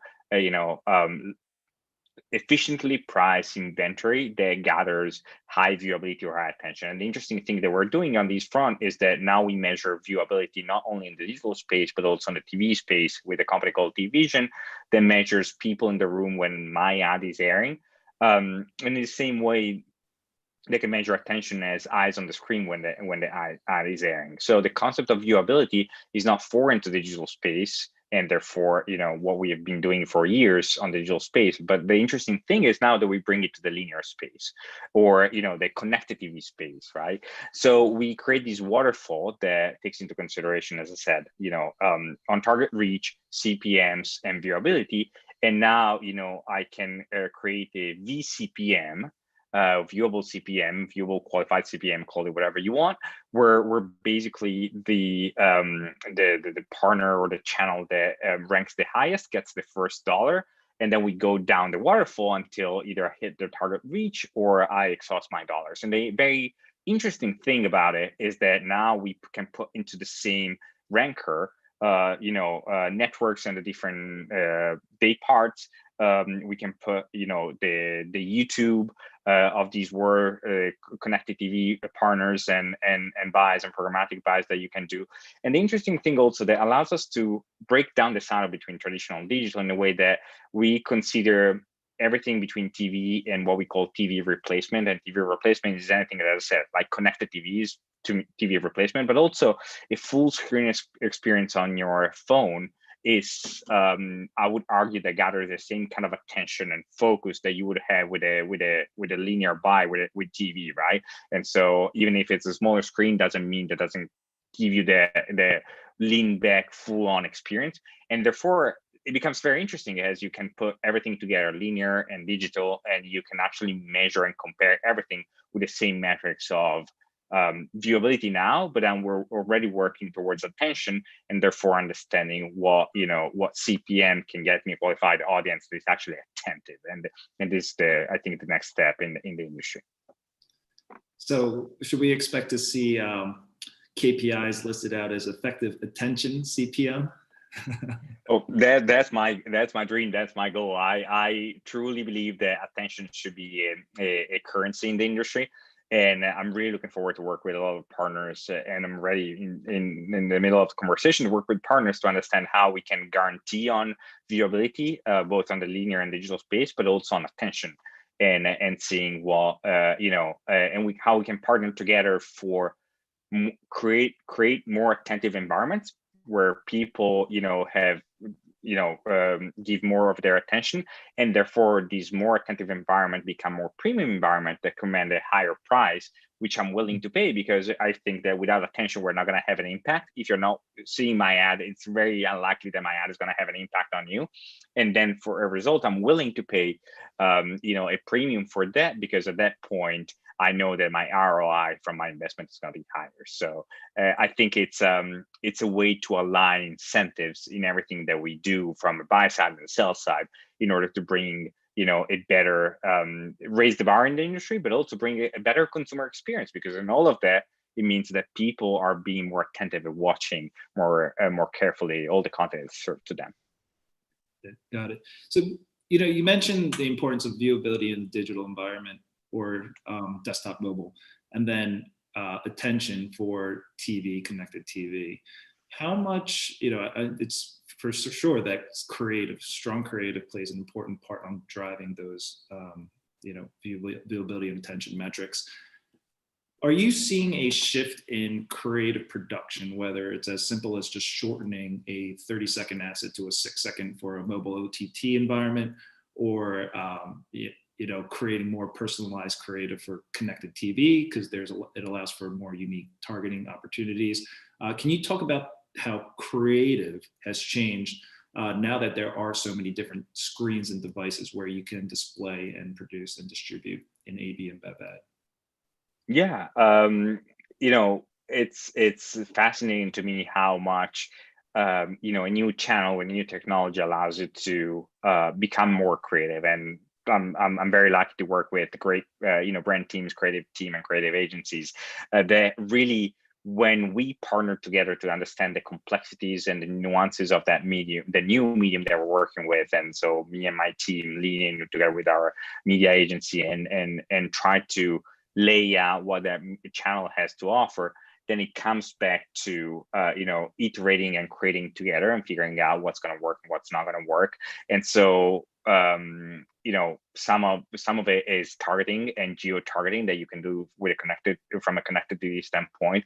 We started, for example, in a large scale last year, Super Bowl last year, with one of our brands, Michelob Ultra Pure Gold, that is an organic beer, and they were launching a campaign focused on supporting organic farmers. And the insights there was that there's only 1% of organic farmland in the United States, and through connected TV, we were able to serve actually customize ads in each state, showing actually how many farms that were organic were actually present in the state, to make it so much more tangible and real, right? That insight. And so what Michelob Ultra then was doing in order to support organic farmers and contributing to the development, the conversion of organic farming for every pack that was bought. So that's one example. The other example is what we do with e-commerce, and so we see codes and QR codes that are embedded in the creative, so that people can actually engage and buy, and you can have this DR message to a TV creative that before you never had, right? So and you see how people start to lean in if you have a well curated experience around their needs. The other thing is, for example, we have played with a kind of a choose your own adventure kind of creative where people could actually interact and interactive creative within the that's awesome. Yeah. And so that's the thing. That's how exciting it becomes, where you actually, you bring a new channel with new capabilities, and then you have brands and creative team iterating on that. And there is this synergy that you create between the media team and the media agency and the creative partners to create a new experience that hopefully will engage people and consumers more, and therefore command more of their attention and resonate better with them. So it's a virtuous cycle in that extent. Awesome. Following this event, you'll have to send me a link to that creative. I would love to see that. For sure. So I think we have about time for one more question. I'm going to leave this as open-ended as possible. And I want you to answer this from the lens of a marketer at AV and Bev, but also as a consumer. We actually have 10 more minutes. Well, let's stick to the question. So future predictions for 2021 for TV, connected TV, one as a consumer, and on the flip side, as a advertiser. All right. So let me I'll take the advertiser side as well, but I think it's infused in bed with everything that I observe also as a consumer. As we said before, streaming will keep growing. There is no question about it, and I think that what we've seen in the past year will just accelerate. People are getting used to consuming content on demand, consuming content on their own devices. And therefore that will continue, but also streaming in the broad sense in terms of connected TV, OTT, and all these kind of things, and therefore casting from their device and all these kind of things from different apps.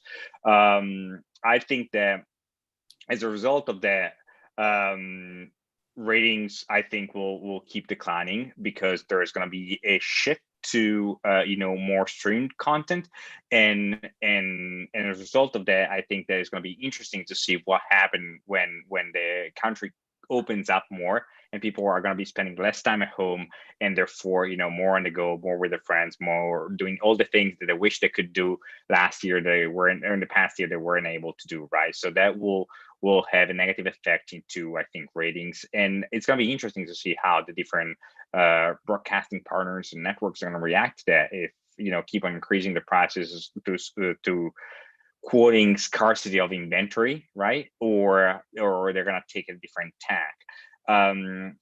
All of this is gonna create more of a divide between what we see on the linear space and the digital space. Right now, the state of play is that you have in the linear side, you have on average between 14 and 16 minutes of a commercial ad load per TV hour.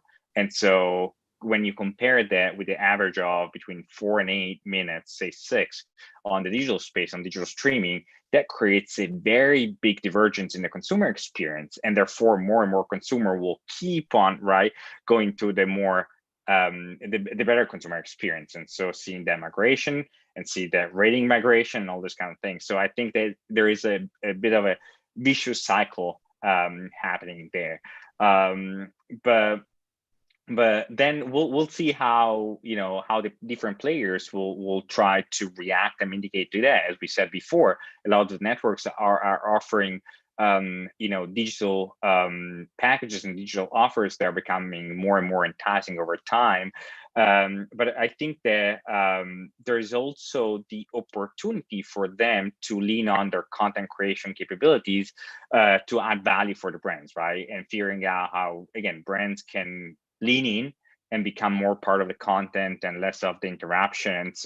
Therefore, partnering with the networks to find new ways to create value, and therefore, commanding the bigger partnerships, the higher price, and all these kind of things. I'm also very interested to understand how the digital partners will react to that, right? And so understanding how can we get rid of that fragmentation that we spoke about before in the CTV space, but also how digital partners can actually figure out ways of creating better content, new content, and ways to engage with the audience and garner their attention. There's no 15-second ad pre-roll that you can offer me that's gonna be a TV network that adds me actually in the broadcast of the sports game or things like this.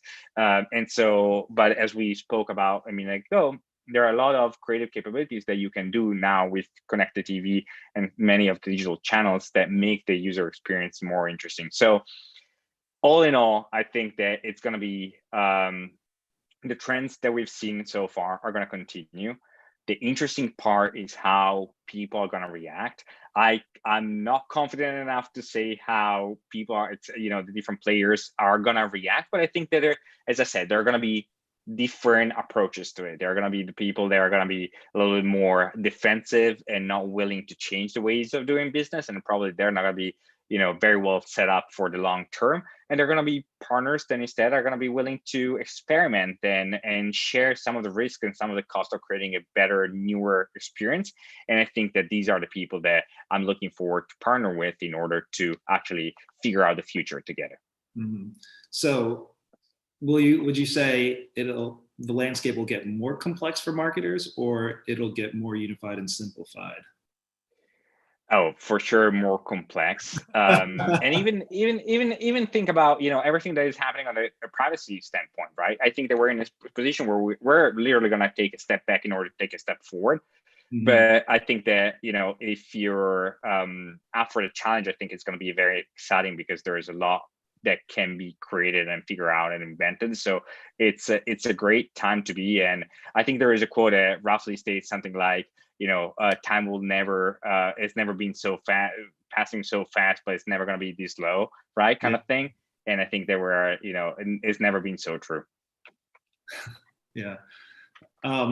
So we fast forwarded to 2021 and beyond predictions.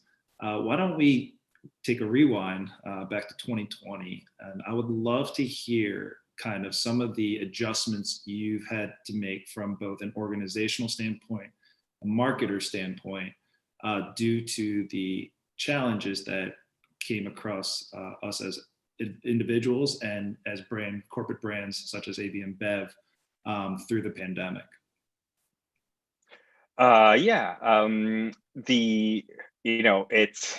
It's been quite a ride, right? Past 12 months, I guess, for everyone.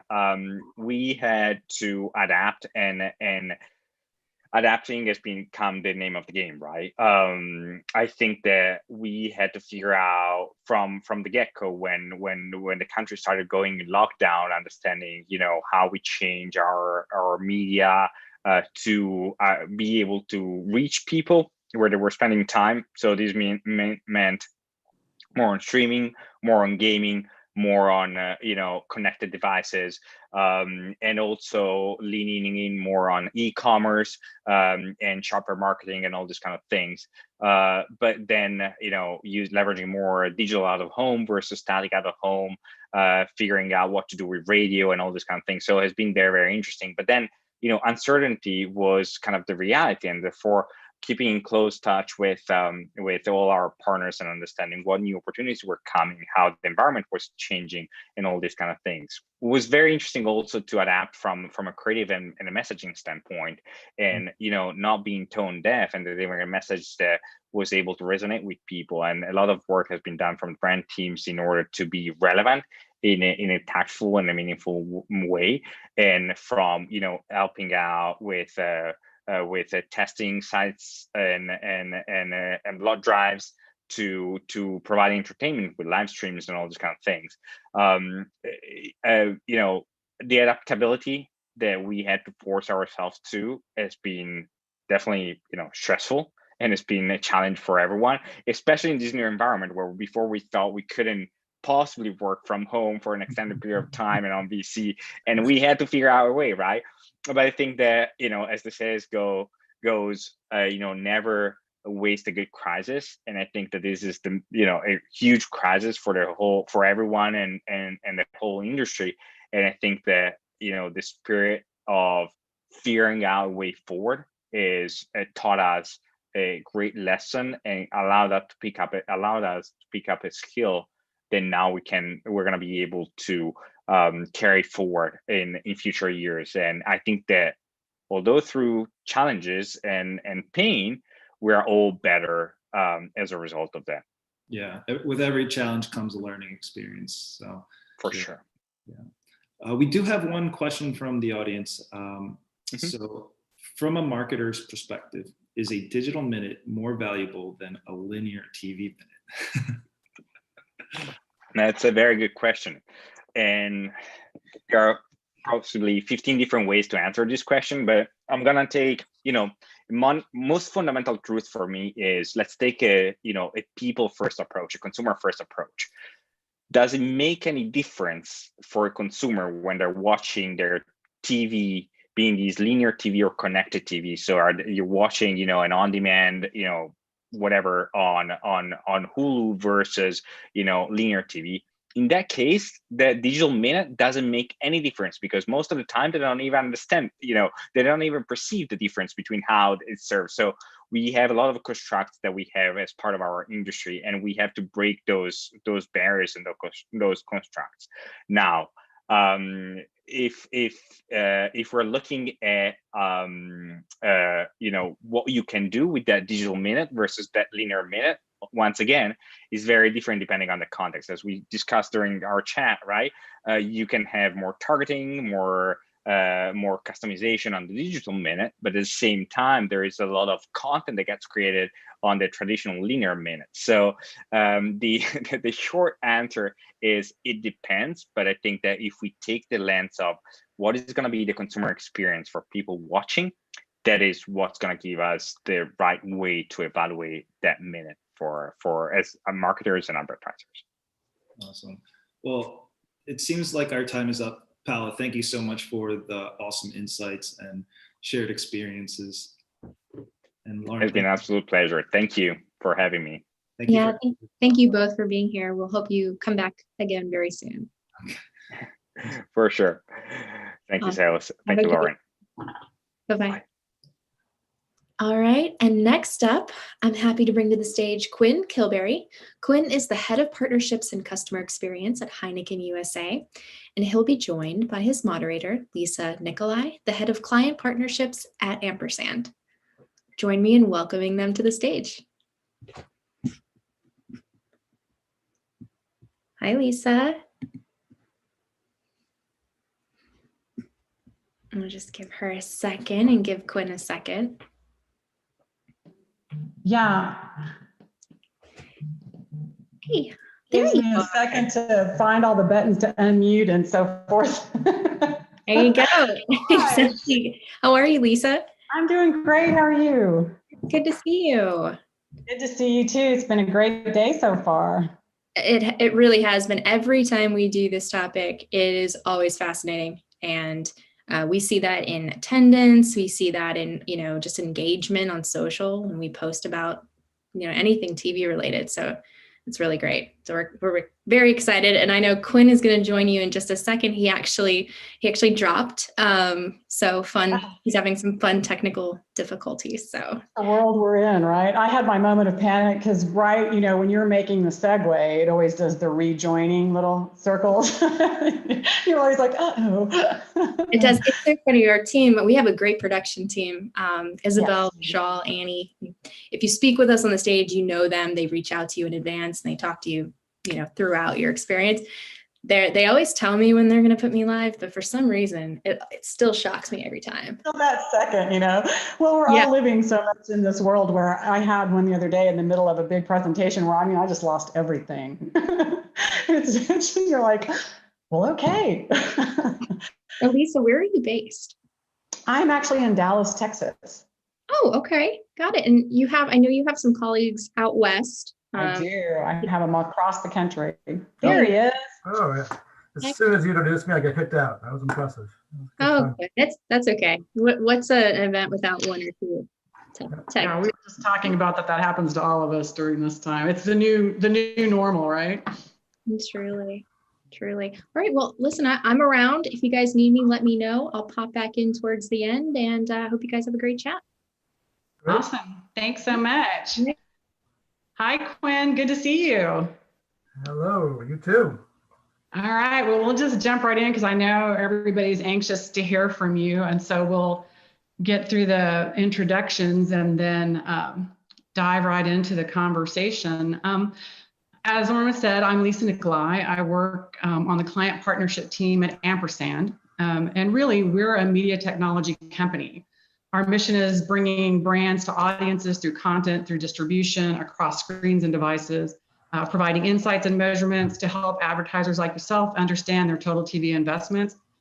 And my role in particular is working directly with brands. Our goal, I think you and I talked a little bit about it, is to really try to simplify and unify the ability of advertisers to plan and measure and buy across this crazy marketplace that we now call TV, which pretty much includes everything, and figure a way around that to get precision audiences at scale. And so Ampersand has been around for a while. We rebranded a year ago, so our name may be a little bit newer, but we've been around for a minute. So maybe not as long as Heineken though. So that's a little about me. So do us a favor, Quinn, and give us an idea of your role and what you're doing over there at Heineken.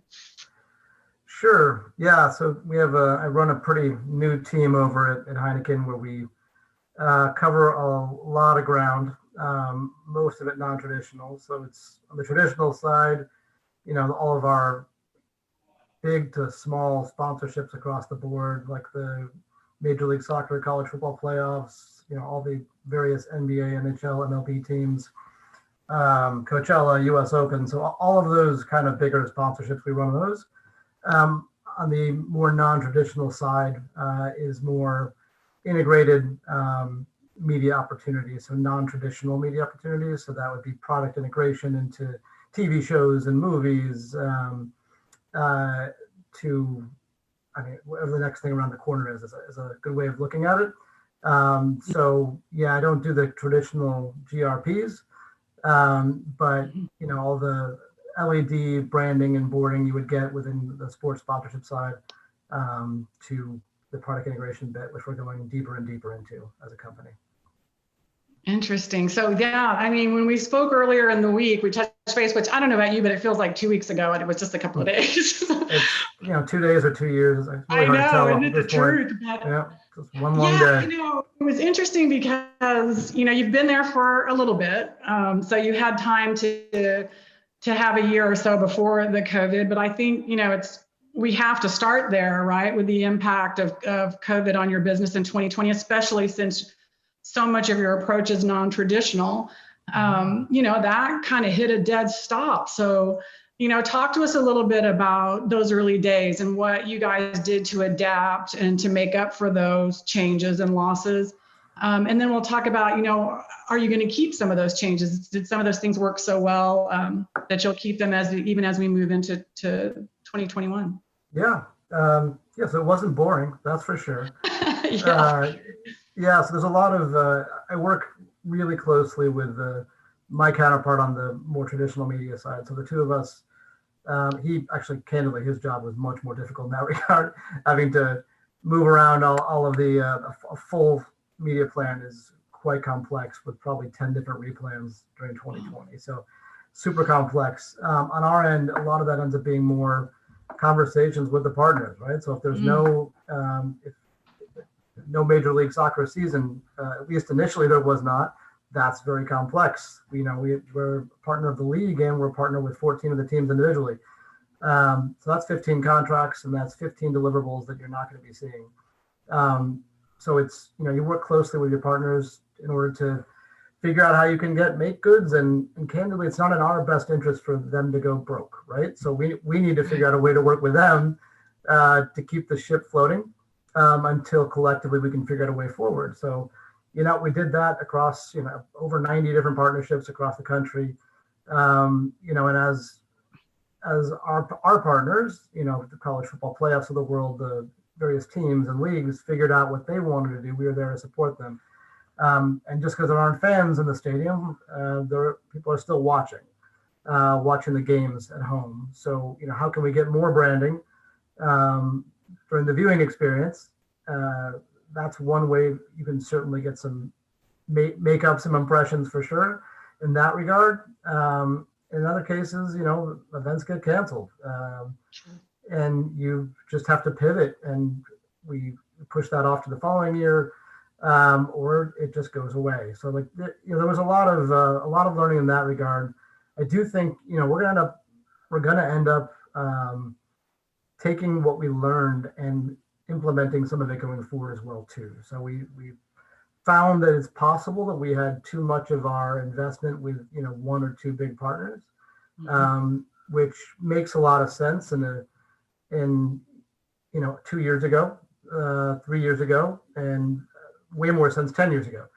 But it's such a fragmented market now, and TV means, as you said in the beginning, 40 different things depending on who you talk to, that we need to have our hands in more places, and it makes for a more complex plan, but you kind of have to do it. You have to go where the viewers are. You have to go where the consumers are. You have to follow them. They're not likely to follow you. It's not really how it works. So, we did change our behavior. We are going to probably play with more partners versus fewer. So we have more backups, and those who are more flexible, well, we're going to be more likely to work with them. And that's not going away. I think, viewing habits have changed for good, or at least they've been expedited. This has been a long journey, but people, you tend to view where you are, right? And if you stop being on network TV, on cable TV, and start being more in Netflix and Hulu and Disney Plus. Well, that's now the environment you're in. So instead of switching channels, you're just switching shows. So we have to evolve to that too. And that's part of where the product integration side comes in, where it's going to be harder to get our commercials out there, where a place where people are going to see them, but we still need our product out there, and we still need to tell our brand story. So if anything, it just escalated that timeline where we're going to be looking more and more to integrate ourselves into non-traditional, media opportunities. Certainly not walking away from the tried and true. It's still the best ROI you can get is a straight up TV buy on network television, but it's not as much of a slam dunk as it used to be. So we've got to be open to new things. Yeah, it's definitely not a standalone anymore, right? There's just too much diversity, too many changes.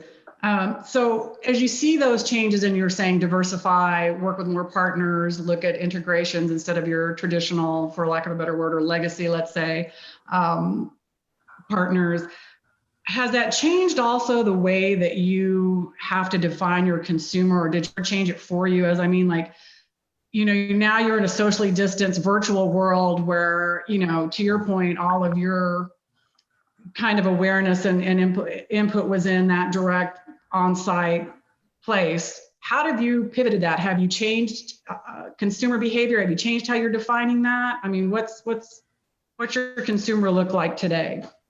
Yeah, it has changed, but that's been evolving without COVID. So COVID didn't necessarily change who we're trying to speak to. It did change how we speak to them. I think every category that I can think of, and certainly in the beverage side, whether it be alcoholic or non-alcoholic, there's just so many more options that people are consuming, buying, trying so many more brands than they used to. And that's, again, that genie is not going back in the bottle, right? That's going to keep happening. So you have to reach more people. It was possible in the past to be more targeted and like, all right, we're going after these 20 million people and that's all we're going to need. Can't do that anymore. You have to go after just about anybody who will drink beer and try to convert them. Now, of course, your funnel will tighten where it makes sense, but you do have to go after a broader demographic.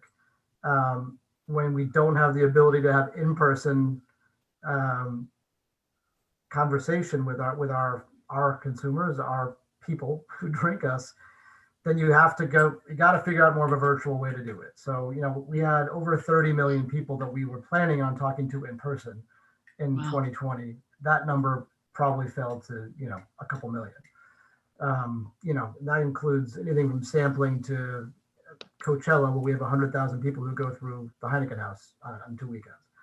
Those are gone. So you still need to talk to those people. You still need to remind them about your products and your brands and get the love for them. So we tried doing a lot of virtual options that were kind of virtual experiences. They're not great. It's not a great way to do experiences. We had a couple wins. Our Tecate brand had a very successful way. They launched a program called El Patio, which is sort of a Mexican-American themed concert that worked well virtually, actually. But other than that, we had really struggled there. So we actually got a lot more viewers out of that than we would have. So that was a good learning. We're going to keep doing that. We leaned more into e-commerce. E-commerce on the beverage side, particularly the beer side, was more or less non-existent a year ago today. Today, it's tripled, quadrupled, probably even 10x, honestly. That's the pace we're at. So it's still small when you were starting with such a small base, but it's going to keep going up for a while. I don't think it'll be the dominant sector, but it's going to be a meaningful sector in our industry now. And actually, that's a good thing. You can now have a direct conversation online, which we really struggled with in the past because there was no reason to. We had nothing to offer. But now when you can say, come buy my product, that's going to change things. So, I think the most lasting impact on where we speak to people is probably on the e-commerce side, because the direct relationship just didn't exist before for a variety of reasons in the beer category. Yeah, a lot of obstacles to overcome on that front that made a lot of headway quickly. One of the things that COVID accelerated absolutely for that was opening up that e-commerce window for a lot of brands, not just yours, but you in particular in your world had more obstacles to overcome, right? You have different regions, different rules. Yeah, I mean, we've got over 200 distributors that we need to sell through. We can't sell directly to consumers given the 3-tier system that's been in place in the US since Prohibition ended. So yeah, you've got over 200 distributors. Every one of them wants to make sure that they represent us in a given market, and then rightly so. They want to make sure that they're the ones delivering that beer, which is very complex in a e-commerce world. So, and this sped it along. Like, you don't really have an option at this point. So, and I think, Uber making the acquisition of Drizzly made a huge difference too. That's gonna keep this progress going. That was a good partnership for the beer space.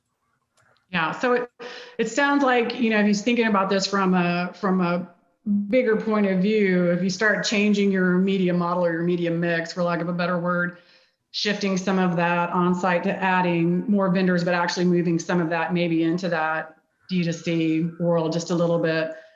Yep. As you look at that at Heineken, do you typically approach that by each brand? Does each brand have sort of a different approach to those sources? Obviously, Tecate, like you said, you had a good experience there. Are there certain venues or programs that work better than others? It tends to be more regional than activity, I guess I would say. So each of our brands has more of a strength on a regional basis than another one. So a lot of our activity is pretty similar. And so I think we try to experiment with each brand and share those learnings. So yeah, what Tecate managed to pull off in sort of a virtual music space and getting millions of viewers there was meaningful. That we'll try to use that with other brands. I would say, and likewise in the e-commerce side, we lean more into Dos Equis at first, and we've also leaned more into the Heineken 0.0 side because that's a non-alcoholic beer that's growing like crazy. In certain states, we have more flexibility because it is truly zero alcohol. It's less alcohol than apple juice, right? So you can actually, it opens some doors in certain states. So we try to learn across brands. The one bit that I think for sure that we are now leveraging everywhere is, again, that e-commerce one-to-one relationship. A data-driven relationship. We're implementing more CRM because of that. Mm-hmm. Again, where in the past it wasn't necessarily worthwhile. Because there was no way to kind of close the deal on a one-to-one basis.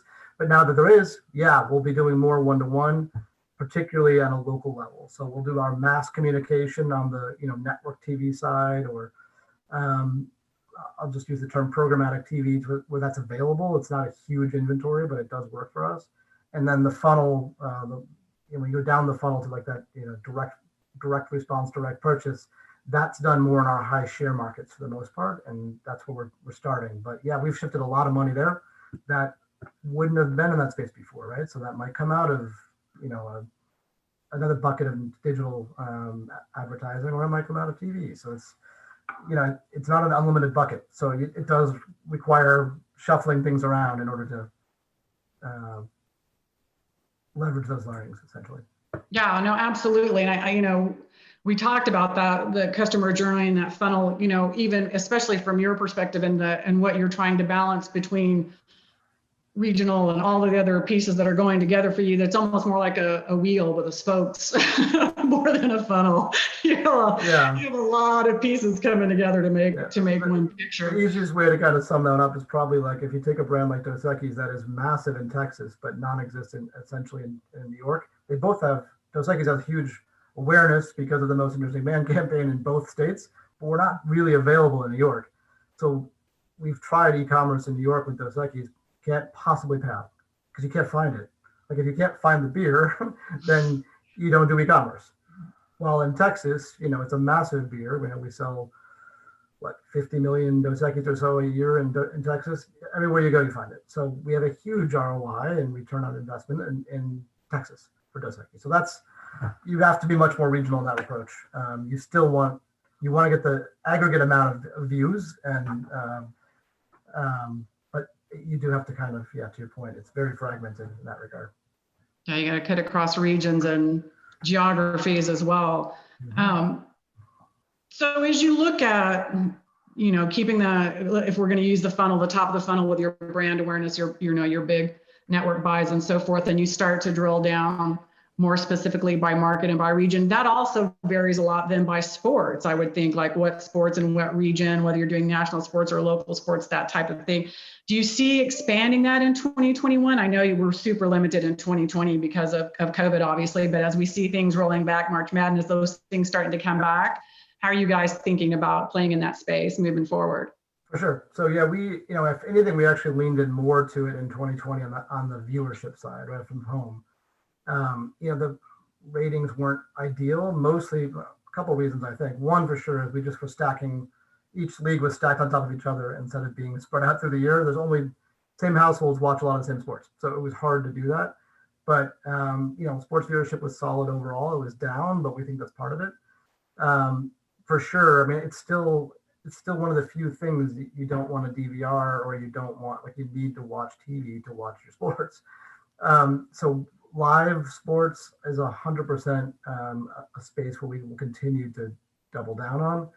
We try to have that national umbrella where, currently that's on the Dos Equis side, college football playoffs is our national play. And then we have 10 team deals in our higher share markets where, like, University of Alabama or Florida, Texas A&M, UCLA, USC, where we go in deeper. And then you can go the whole way down the funnel that way. So they're watching, consumers are watching the games at home and watching our commercials on home. They go to the game and our viewers are in the game.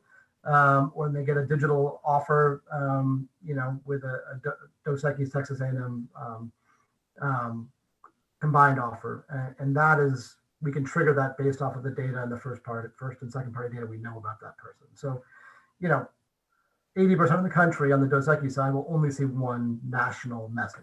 But in the higher share markets, you're going to get, multiple, the whole journey on the way down the funnel. And so we're going to keep doing that. Sports is a good way for us to connect.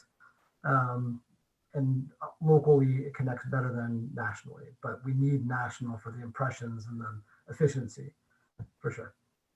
Yeah, well, that's exciting. We're looking forward actually to seeing those because we're all itching to watch some more sports. To your point, we, from our point of view, from the ampersand side, we tracked viewing very, very specifically, especially in the beginning, to watch some trends. And the viewing trends were were Super Bowl numbers for days and weeks just of people craving information and wanting to see more.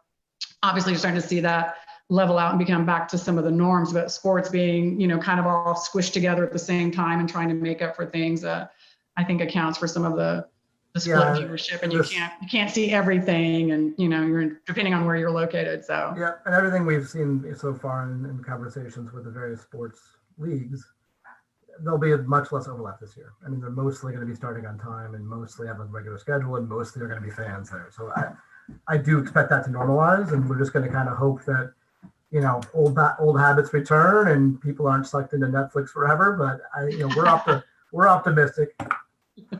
Well, and to that point, as we do start to filter out there, how are you thinking about? You spoke a little bit about integrations, but talk a little bit more about the value of that and how Heineken's approaching that as things are more crowded in the TV space, or as you're looking to.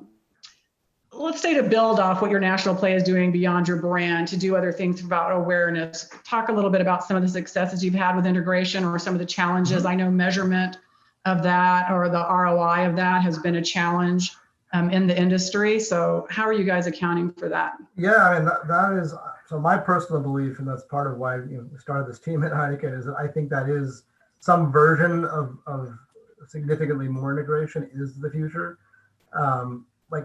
Companies are never going to stop paying people to run our ads, whether those ads are integrations or those ads are commercials. Like, as long as there's an ROI, we're going to keep doing it. So, but if people's viewing habits change and they continue to run away from commercials, which I can't imagine that they're going to want them again. So you have to find ways to get your message across. And candidly, an integration for me is better because it's more organic and authentic if you do it the right way. A couple examples. We don't do as many on the network TV side just because that's not necessarily the model currently, but we have had a couple successes, again, more in the live, I'll call it live.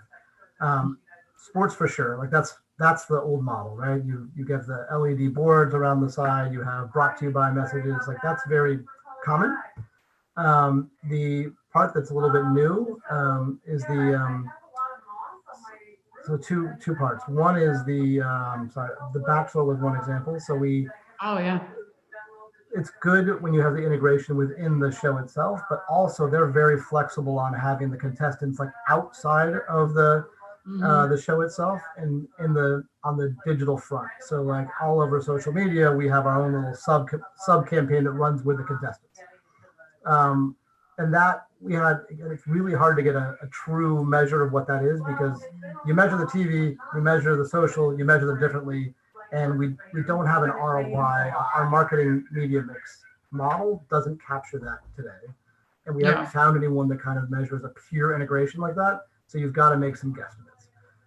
Another example is on like the Late Show. We did one with James Corden where we were actually integrated into the show. We had a Heineken bar, so you have much more. We do like little skits with him. Feels really good. People are watching it. I can't tell you if it's more effective than a 30-second commercial. We think it is, and we've now switched that from James Corden to Seth Meyers, but same idea. So that's more where it is on the TV side. With the stars and the Netflix and both the paid cable and streaming side, there's much more traditional integration like you would see in movies. So we have a whole team working on that where we are, doing our best up front to getting integrated into the biggest shows out there. And we do that on there are many Netflix shows, there are many stars in particular, actually one that's good at that, Showtime's good at that. HBO doesn't do it. But you can get deep integrations in that regard, the same way we do in movies. So like Bad Boys 3 was the biggest movie, I think, of 2020 in the beginning there. We had a 5-minute integration throughout the movie, and we're trying to get that into TV shows. So we want that model brought in. It's a complex model because you don't buy that media. You make a deal with the producers who are looking for production dollars. So, and then there's literally no way to measure it. So, we have a marketing media mix model we do every year, and every year we have this big hole on our integrations because we just don't know how to measure it. So we end up doing back of the envelope math. That's like, all right, we know 30 million people saw this. That's a good number. And we know we were on screen for, 75 seconds. And so you kind of have to do your own back of the envelope. But I actually genuinely believe that's the future because it's not interrupting your experience. It's a part of the storyline. You can pick how you want your brand to be viewed, and it's somebody's getting paid, right? So as long as somebody's getting paid, we should all be happy. Nobody's asking for handouts here. So that model is changing, and it will continue to change. That's where I see a lot of the future, either that side or the very targeted one-to-one communication, which turns into like an e-commerce purchase. That's the way I would and see really that. that precision that we were talking about, that precision at scale, combining those two things, right, with the integrations with that. Hitting that audience as they go into the theater or whatever. And I think it's a very interesting thought about the Netflix and those other streaming companies. As the other part of COVID for 2020, your Bachelor example is great because they can add legs to that. You can get even more, off of a one-shot integration. But they didn't do that many movies, and they certainly didn't do movie releases, right? And even how all of that changed so rapidly. So that kind of avenue of being integrated in movie beyond Bad Boys, maybe, they're like the block, like, we're going to do our signs. Okay, now there's no games. Okay, we're going to do this. Okay, now there's no, that like, wow, that's a lot of balls to keep in the air. And as an industry to start solving for how do we measure that? How do we start to provide some ROI to really put meaning behind that? I would bet a fair amount of money that if there was a meaningful way to measure those types of integrations, that it would explode. Absolutely. Because right now it doesn't happen because there's no market. Like you need measurement to have a market. And we would absolutely put way more of our money into that if we can measure it, but we can't. So you go with where the traditional tried and true are. Sure. So, but it's got to be measurable.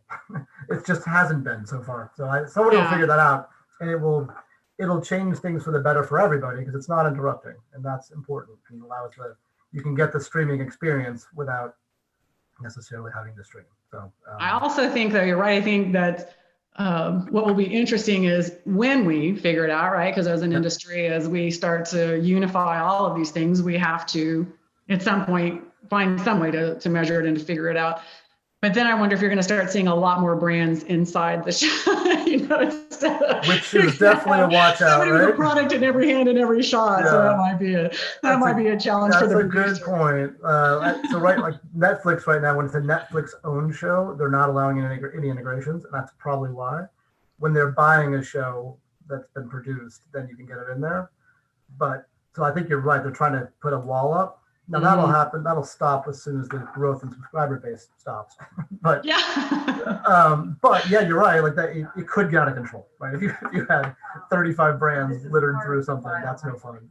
Yeah, and to some of the integrations are more subtle than others. Yours is a fun brand and an easy brand to integrate, so it's not like you have to randomly work in some product. It kind of lends itself to that environment. So as you talk about these, some of the things you've done that are successful, as you look at innovations, as you try new things, how are you defining a successful, I don't even know, are you calling it a campaign? Like, how are you thinking about, do you look at it as a campaign? Are you looking at it by a quarter? Like, how in your non-traditional sort of world do you measure success? Yeah, I mean, it's a balance of the traditional and non-traditional. So, at this point, sports sponsorship is traditional, right? So it's actually pretty, we track that, you negotiate that up front, how many minutes of, brand sponsorship on the screen you get, try to find an easy, like a simple way of stating those words, but essentially how often do you see Heineken during a soccer game, right? That's pretty easy to track. It was more complex in 2020 because we had less games. So it meant more minutes per game and there was no fans. So actually you could put more branding up if you wanted to in the seats. So that one is, during the season, and we are in pretty much every sport, at least on the local level, we just track that. Are you track along? Are you getting what you paid for? Our terrific media buying partner, Canvas, helps us track that. That one's, and then candidly, because there's not as many integration opportunities, it ends up being more one-off, right? So on the TV side, we probably only have a handful of those we can do per year because there aren't as many opportunities that, you kind of stop what you're doing and track it while it happens in real time. And then there's a parallel path of ongoing conversations to try to get the next level, the next wave of those. Sure. But it would be a heck of a lot easier if it was more automated, like if it was more of a process that, we have that work stream within Canvas, within our media buying firm, right? We have a digital plan, we still have a radio plan, we have a TV plan, we have the whole plan. It's pretty easy to put that in motion. While this is more of a manual labor of love at this point that we think has high impact, but we can't prove it. Yeah, so we're back to the wheel and the spokes. Exactly. my new funnel. Yeah. There's a lot of pieces to that funnel. But I would say, so do you find, and I know a lot of advertisers, some of the guys today and some just in the past, we're hearing how much not that flexibility wasn't important before, but it's become even more important. So how is that figuring into how you think about planning? Are you doing shorter windows? And I know your agency works hand in hand with you on those recos and so forth and partnerships, but just as thinking forward through 2021, whereas you might have planned your whole year other than planning your whole sports events, are you looking at it in shorter windows or how are you guys planning? We've kind of had to. I mean, the goal and the hope is that we won't have any more catastrophic global issues to deal with this year, and that they're going more away than coming towards us. And we're a global company too, so as bad as things have been in the U.S., they're not as bad as they've been everywhere as far as business as usual, at least on the beer side, to be fair. But we have to now because if something goes wrong again, we have to be able to turn that spigot off. Which was very hard to do in 2020. We had a lot of shifting back and forth. So we are trying to, the upfront wasn't the upfront this year, right? It wasn't the same way that the upfront usually looks for us. That's probably true for a lot of companies. So yeah, we're trying to be more flexible. We're trying to have shorter contracts even on the media side. Like we've had some long-term media deals with some of the big four in the past. We have to shorten that a little bit now, probably, just because the landscape is changing so quickly, and relationships become more important than ever. Because the reality is, you can have it contracted as much as you want, but it's way better if you can just have a conversation and figure it out together. So yes, we're trying to have more flexibility built into the model, but honestly, it's even more important now to have a good relationship with your partners, which is where feel pretty good about that actually, because we had a fairly smooth ride given how bumpy 2020 was. Like there's not a lot of animosity between ourselves and our partners, and that makes me feel good. Yeah, that speaks well on both behalves, right? On the behalf of Heineken and on behalf of your partners. So yeah, that's it's a long-term game, so you gotta play nice with each other. And I think we've come out okay with it in the end. And normalcy should be closer to a reality in a couple months here. So we'll see what the new world looks like. I'm holding you to that. Yeah, I mean, I'm going to guarantee it. Yay, I'm going to hold you to that. So as we're going to wrap up, I'm going to have some questions, but before we look at the questions real quick, you had some really, when you and I spoke and we talked about the obstacles and the thoughts about the next coming years and what do you see as opportunities? Give me just a quick, your take on how these obstacles have changed to opportunities, these major shifts in the marketplace. You talked a little bit with me about experimentation. I'd love for you to share that with the audience. Yeah, I mean, I think that is like you have to look at an obstacle as an opportunity, and we have. And I think that, I think the way we're planning, particularly on the sports side, we've flipped the way that we're looking at it to be less, we need to have more relationships with more partners in order to reach as many people as we want to reach, but also you just don't know what's going to happen anymore. Yeah, have more things out. More opportunities. But it's not just COVID related, it's too, like the media habits are changing so fast that if you don't put more fingers and more pots out there and taste the goods, like you're just not going to know what's going to work for you. And it's very tempting, particularly when you have a standard, media mix model that we use every year. It's very easy to take the results from that media mix model and just go with the highest performing bid every time. But you'd never learn. And so you just keep doing TV, like network TV, and not realizing that you're missing out on a lot of really high impact digital opportunities, e-commerce opportunities. And candidly, in some cases in the beer space, local radio isn't a hugely successful bit to still do, which you just assume isn't. But like you have to look everywhere, and digital radio works. And we found that programmatic TV, we did more of that this year because it was easier to flip around. That's really good, actually. It's working well for us. The inventory is just not huge. So it's a matter of, I think the learning that we're taking is that very little of what happened in 2020 can't be leveraged to make 21 and 22 better for us. Like, well said. Absolutely. It was painful during the happen, but right now, actually, we feel better prepared for the future, which is good. Which is a good thing. Well said. Yeah, we've got a couple of questions here. I don't know if we're all going to have time. She's going to pop up any second, but I will quickly. Let's see. Oh, so earlier in our conversation, you referred to the best ROI, which I think you were talking about sports. Yep. They just asked if you could expand on that, but I believe we were talking about. Sure. Yeah. I mean, like the very short answer is every single penny we spend money on is a commercial. It's not just a media mix model; it's a commercial model. Like whether dollars off a six pack or sports on TV, like all of it goes through the same filters, and it's kind of an egalitarian way of finding out what has the best ROI. And so it's a company called Analytic Partners that we work with. They're terrific, love them to death. And so that's everything. Every spend we do goes through those guys. That's the short answer. Amazing. All right, let's see. We've got two more. Oh, I keep getting my warnings. That makes me anxious. Have you guys, it sounds like from what you were speaking about, you as a whole company, your team specifically have been a little bit more willing to test the experimental water. So maybe do something that you guys hadn't done previously.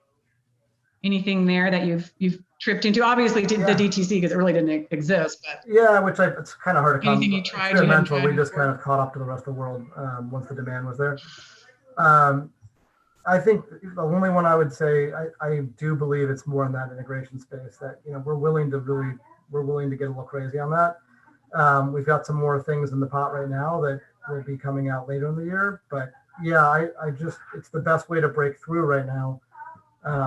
Is to get and it's also, if you know how you want people to be seen drinking your beer, well, what better way to do it than have people who, we'll say actors, but people who already love those actors can see them drinking your beer. Like it's way better than any commercial could ever do.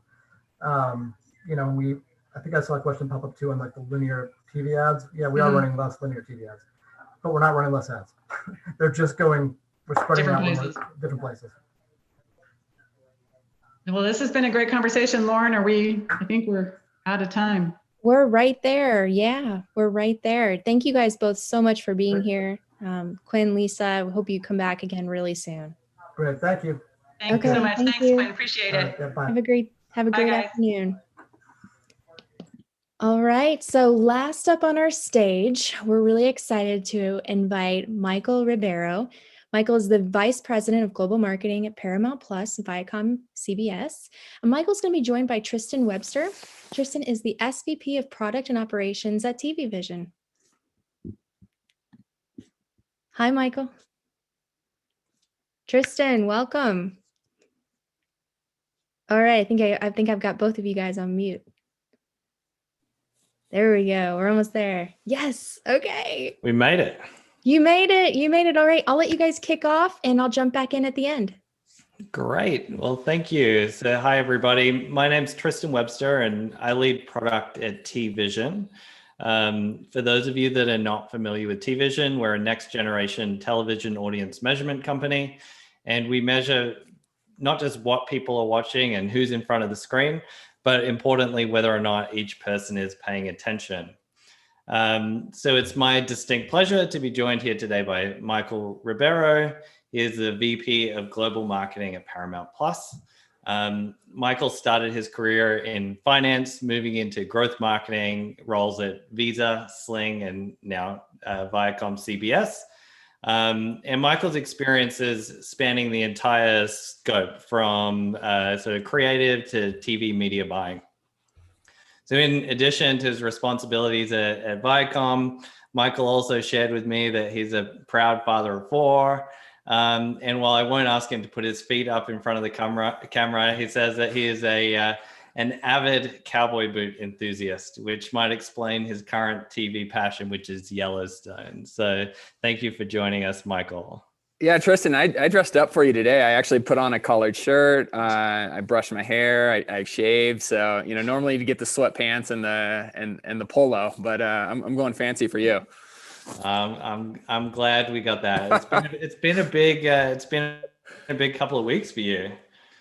What a time, so I'm 6 weeks into the job here. And in that time, had a Super Bowl spot, launched a completely new brand. So, not a lot of sleep, lots of Zoom calls, but all, really good, interesting stuff. Awesome. So maybe we start there and we just dive in a little bit into the launch of Paramount Plus, because we're here to talk about the future of TV. And what could be more appropriate than the latest contribution to the streaming landscape. So can you tell us a little bit about the launch of Paramount Plus, what the goals are for the service, early learnings? Yeah, absolutely. So, those that pay attention to the industry, we're new and we're not new all at the same time. So Paramount Plus is really the evolution of what, was kind of a pioneer in CBS All Access. They were one of really the first media companies to go to direct to consumer. And then since the since the merger of Viacom and CBS, we've become really a more compelling product. And I think in some of the internal conversations that went on, the thinking was, CBS and really kind of that CBS branding didn't make a lot of sense. There'd just be a high correlation with like, oh, you're just going to have, you might be the TV everywhere product for CBS. And so, the aspiration is to be much bigger. It's to be global, and we really needed a brand and, an identity that was there to help support that. So, as you can imagine, a ton of testing went into, find the right name. And, don't get me wrong, we got a lot of shit for like, people are just going to think it's movies. And, why is there yet another service with a plus, behind it? But, a lot of the data really suggested that was the way to go. And so that's how, that's why we're here. We launched, March 4th. So, about a week into it. And it's funny, I'd say, the vibe internally was like, everyone was hardcore up until 3-4. And then, now people are just like disappearing. It's like, where'd that person go? They're like, not answering calls, not answering texts. Like, we got this thing out the door. So that's been a lot, it's been interesting to see. It was a lot of fun and sort of like a great way to start a new job. And like, you were thrown into the deep end. In terms of, aspirations, I think like, you're starting to finally see, I think the landscape is sort of like completely, it's here and apparent now. A lot of the major media companies have direct to consumer products. There's still traditional pay TV. There's the MVPDs. And so like, I think this is it. This is probably what you're going to get. And now it's, how is all of this, how is, really consumers' attention split up amongst the variety of apps? In terms of what we're seeing early, I'd call out a few things. So one, like advertising the Super Bowl works. So, if you're ever looking for a major product launch out there and you want to hit a lot of eyeballs really fast, buying the Super Bowl isn't a bad investment. The second, I think we're seeing, a continued stratification of consumers' time and attention, and a lot of it really being content driven. So, as a media owner, we are pulling more and more rights of ours like back onto our service and not, licensing to other either streaming services or, other distributors of content. And that drives attention. That drives, sign up. So, at least for Paramount Plus, a couple, to point out, one is SpongeBob for all those SpongeBob fans out there. We have a new SpongeBob series and a new SpongeBob movie, huge drivers of acquisition for us when we launched, because it's the only place that you can get it. And then, similarly today, Champions League is going on. It's a soccer tournament in Europe. For those fans, again, it's Paramount Plus is the only place to watch. And so, really this idea of exclusive content helping drive acquisition, absolutely critical. And then lastly, I think, we're starting to see, and then, I think it's a boon for us, but, more so for the entire category is people are becoming more and more comfortable with, putting together their own bundle. And whether it's, getting rid of a traditional provider like Comcast, or supplementing that, people are going from, 1 to 2 to 3 to, even 4 type of streaming services. And, I think that's our real opportunity is, I think we're humble enough to know we're never going to replace a Netflix, but we're a pretty damn good complement to it. And so I think, you'll see that. And, to the extent we can continue to help explain to consumers why we're such a great complement to Netflix or Prime or any of these other streaming services that are already in their stable. I see that as kind of our next big marketing challenge. Yeah, I think you alluded to this point in your comments, but obviously we're competing for time, and there's a limited pool of it. There's a number of services that are putting up their hands and saying, "Hey, pick me." So when you look at, I was looking through the catalog, and I'm with you. I think sport is one of these aspects that really does kind of stand out for Paramount Plus. It is not something that the other major players have necessarily had a major focus on. But interestingly, I didn't feel like it was a huge part of the go-to-market around the Super Bowl. So I'm kind of curious, the focus on those foundational properties versus the, unique differentiator there, which is, live action that everyone says is the thing that we're all kind of holding on to. Can you unpack a little bit the role sport might play for Paramount moving forward? Yeah, we can spend hours here. I'd say, I think like with any big company, you sort of have internal and external stakeholders. So, from an internal standpoint, this is the first time we're uniting a lot of different brands that, have historically operated sort of in their own or, within a bundle. So, think BET, Nick, Comedy Central. And so I think, part of it, again, different audiences. One, of course, we wanted to introduce the millions of people watching the Super Bowl to the product. But I think, it's a lot of it's internal too, and sort of this rallying cry and getting the enterprise back behind this new initiative. And really, one of the top initiatives, if people had the chance, we had a 3-hour streaming event where we talked for 3 hours about streaming exclusively in Paramount Plus. So, I think a lot of those, again, different audiences. But, to your point, I'd say, two things, at least for prospects. So one, the sports realm and rights issue is so complicated. And, really, I think, the average sports fan, there's just a lot of different places that you can get sports. We're sort of limited in the sense, like our sort of main tent poles, being UEFA Champions League, the NFL on CBS, March Madness and the PGA. But fans of those events are typically like fans of other things too, and we don't offer all of that. So I think like where we were going mass media, we wanted to essentially try to find the common denominators across audiences that everyone would sort of lean into. And like, who doesn't like Snooki, right? So I think like you'll see us turn that up, especially as we start to lean into certain tentpoles, but doing so, really in a targeted way. March Madness is coming up. You're going to see us, sort of the games that we have targeting alumni bases. When football season comes back around, kind of like, just 101 in marketing, like go to the places where you have content that people want to actually watch. And so, CBS traditionally offers AFC games. And so you'll see us in AFC cities. But, I think, so I think that's one. The second aspect is like, I think we're trying to explain too, and like, we're even trying to figure out internally, like, what's the right complement? So we sort of like know, like I was saying, we complement Netflix really nice in the sense, like if you're a cord cutter and you don't get any live sports or live news, and I bring live news as another kind of interesting part. So we sort of fit in really nicely. When you're, existing in the, pay TV ecosystem already, like how we ultimately, justify, should we be serving you a CBS ad for, NFL on Sunday? Like you already get that through your bundle.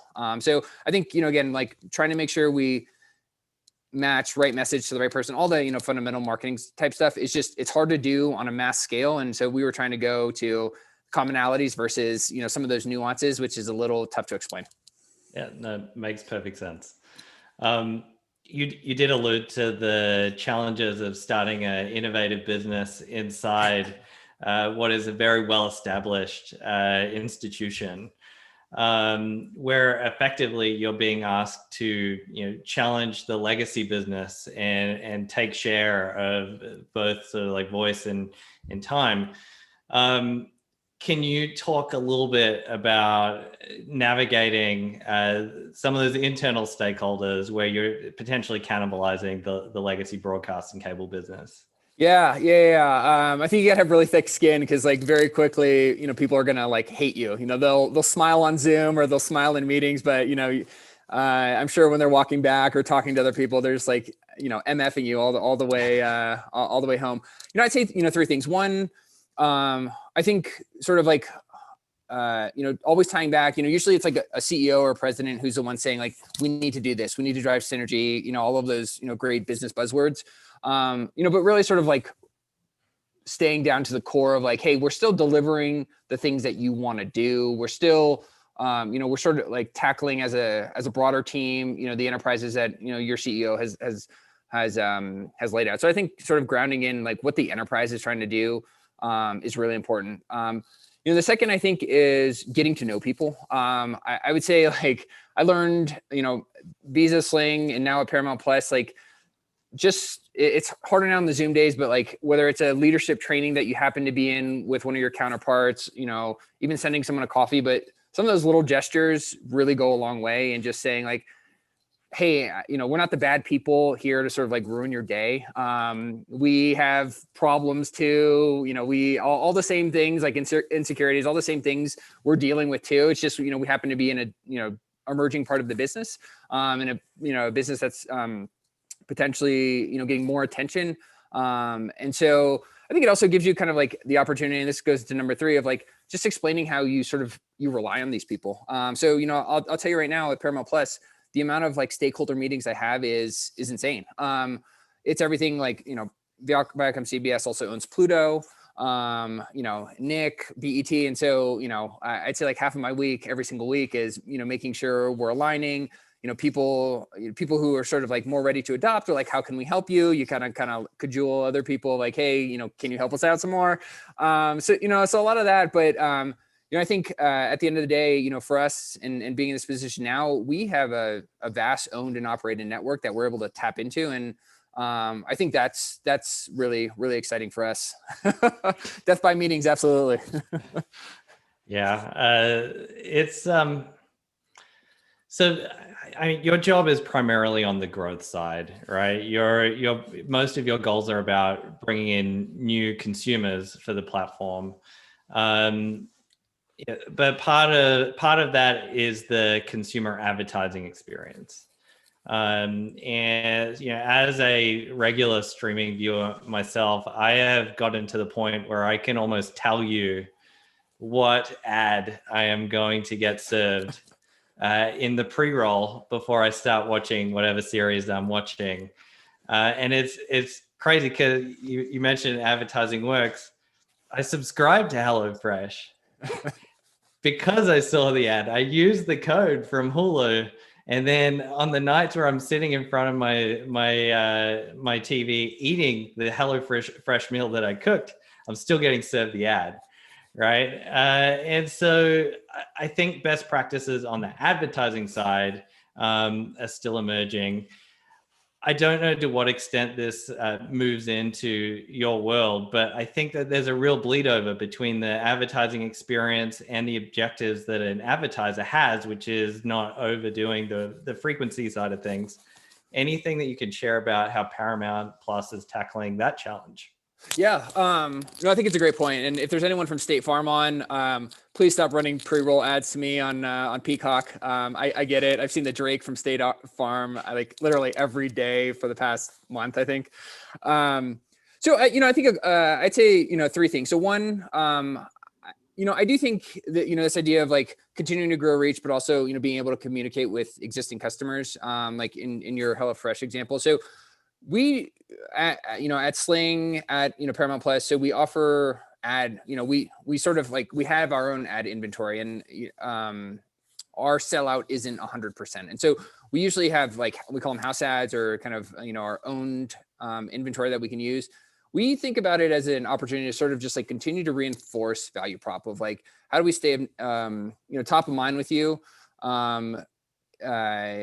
that you've made the right decision, signing up for one of the services. I think to your point, like making sure it's varied and maybe hitting on different RTBs is really important. But the second, I say, like, what we were getting to is like frequency, I think is a huge issue, especially in CTV.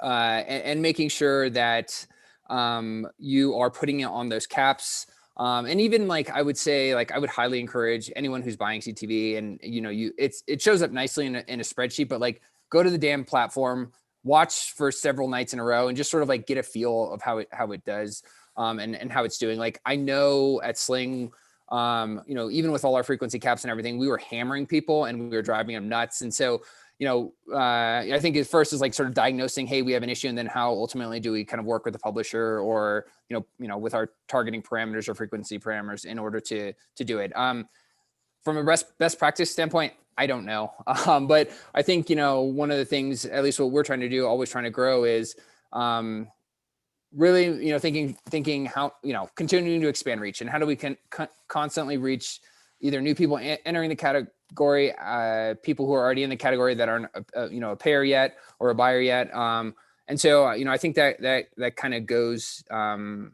in hand. And, lastly, I would say it's just like, making sure you have a sort of measurement framework to evaluate effectiveness. We're direct to consumer. And so, we've been able to use third-party vendors in order to say like, hey, someone saw an ad and they transacted within X amount of days. That's great. That's really exciting, especially, you can see how it pulls on the brand metrics as well as, sales overnight.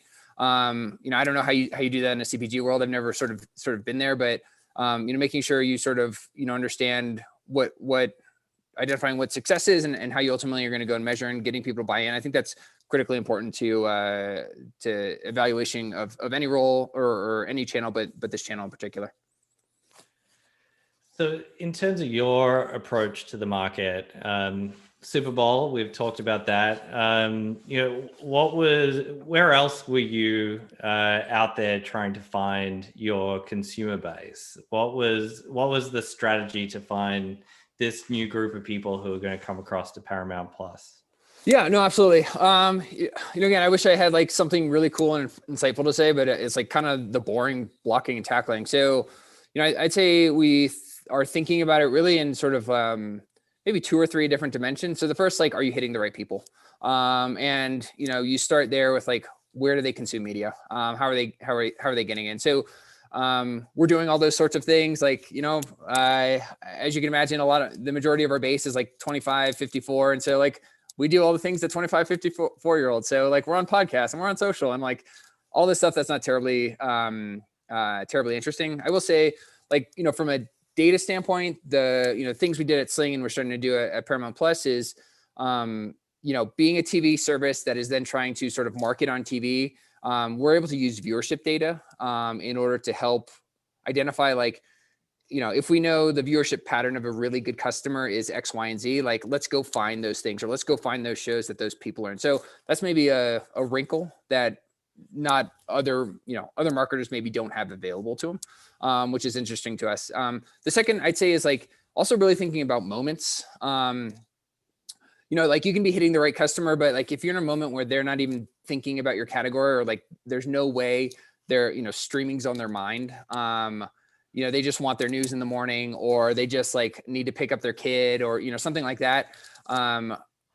We're trying to sort of like really be thoughtful about what those moments are and how do we be in front of them in those right moments. At Sling, I think a good example is, all this sort of like glitz and glam of, advertising on TV and all this stuff. Like, one of the really hardworking tactics for us was just having a place on the remote, on your streaming. And like, so I know it's not like really cool or like fun to talk about, but like, every time you flipped on your Roku, you'd see a Sling button. And like, that was an awesome investment for us, and just an awesome way to always be top of mind when people are thinking about streaming. It's like, oh yeah, there's that Sling thing. I'm going to push it. So just like, really sort of simple stuff like that. Again, not like terribly exciting to talk about. And it's more of like a lot of like business development and that stuff goes into it, but, highly, highly effective in the way we were able to get in front of customers. And so, I'd be lying if I'm not trying to steal some of the old plays from Sling and bring them over to Paramount Plus. It's funny you mentioned that. So I can't help but do like a minor detour. So one of the things that we do at TVision is we do device metering. So we're not just measuring the content that people are watching on screen, but also the apps that people are using on their streaming devices. And someone came up to me and they're like, "Can you explain to me, like, why is Sling so much higher share on Roku versus Chromecast?" And it's funny you mentioned that, because I was thinking about it and I picked up my Roku remote control and I'm like, I wonder if it's anything to do with the fact that my 2-year-old, like, so many times I've walked in and like seen Sling on the TV because my 2-year-old's been able to like press that button and get it up and going. So yeah, I don't know. Do you remember that one commercial? I think it was like, I forget what company it was, but it was it was like encyclopedias, and it's just the baby on the iPad doing like order. Yeah, we, like it's kind of worked for us, and we'll take it. Yeah, no, it's very, it's right there. It makes you think. And I mean, if I was going down the DMVPD path, like there's a good reason to go and click that button. It makes life easier. Yeah. So we've got a few minutes left before we jump into Q&A. I think we got time to get through a couple of these other questions. So I'm wondering if you can, you've had quite the journey, right? So you started in banking, you moved into the like the buy side. And while you've always been somewhat on the buy side, you're in the growth marketing space, the companies that you're working with are now operating on the complete other side of the market. So thinking back to your time at Visa and your experiences there, what are some of the learnings from that experience that you sort of brought across into the TV space? How's that informed the way you think about sort of going to market and growing demand for a service like Paramount? Yeah. So I think I'd boil it down to kind of three main things. So one, I know there's like performance marketing, and that's kind of a new thing. Like performance marketing is direct marketing, and like who has done direct marketing better than the credit card companies and like banks? So I would say like, blatantly stealing, and I admit it, like best practices on direct marketing, copy, design, offer, all of that stuff, again, very tactical, but the credit card companies have been doing, and the banks have been doing so well for so many years. That was definitely the first. The second is, I think, like understanding the channel. And so, like in Visa specifically, a lot of what we did historically was in the channel. And then, the product that I work on, Visa Checkout, was ultimately direct to consumer, but, using sort of channeled and install bases in order to, help lower CAC or SAC, however you want to refer to it, but really kind of thinking of them as a partner, mutually aligning goals, and sort of, being able to tap into established communities, established like customer bases, so you don't have to kind of like go and all do it yourself. And then lastly, I'd say like the value of creative.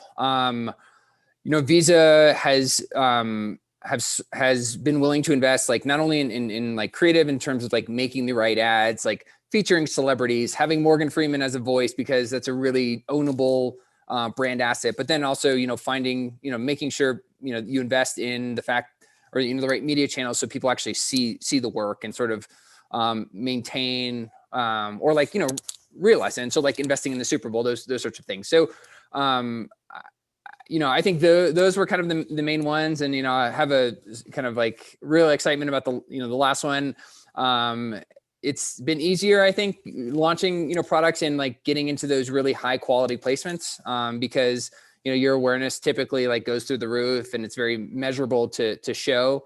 I know kind of getting into some of those higher placements is definitely like a struggle that we had at Sling, especially as we progressed into kind of later years and, outside of year kind of one, 2, and 3.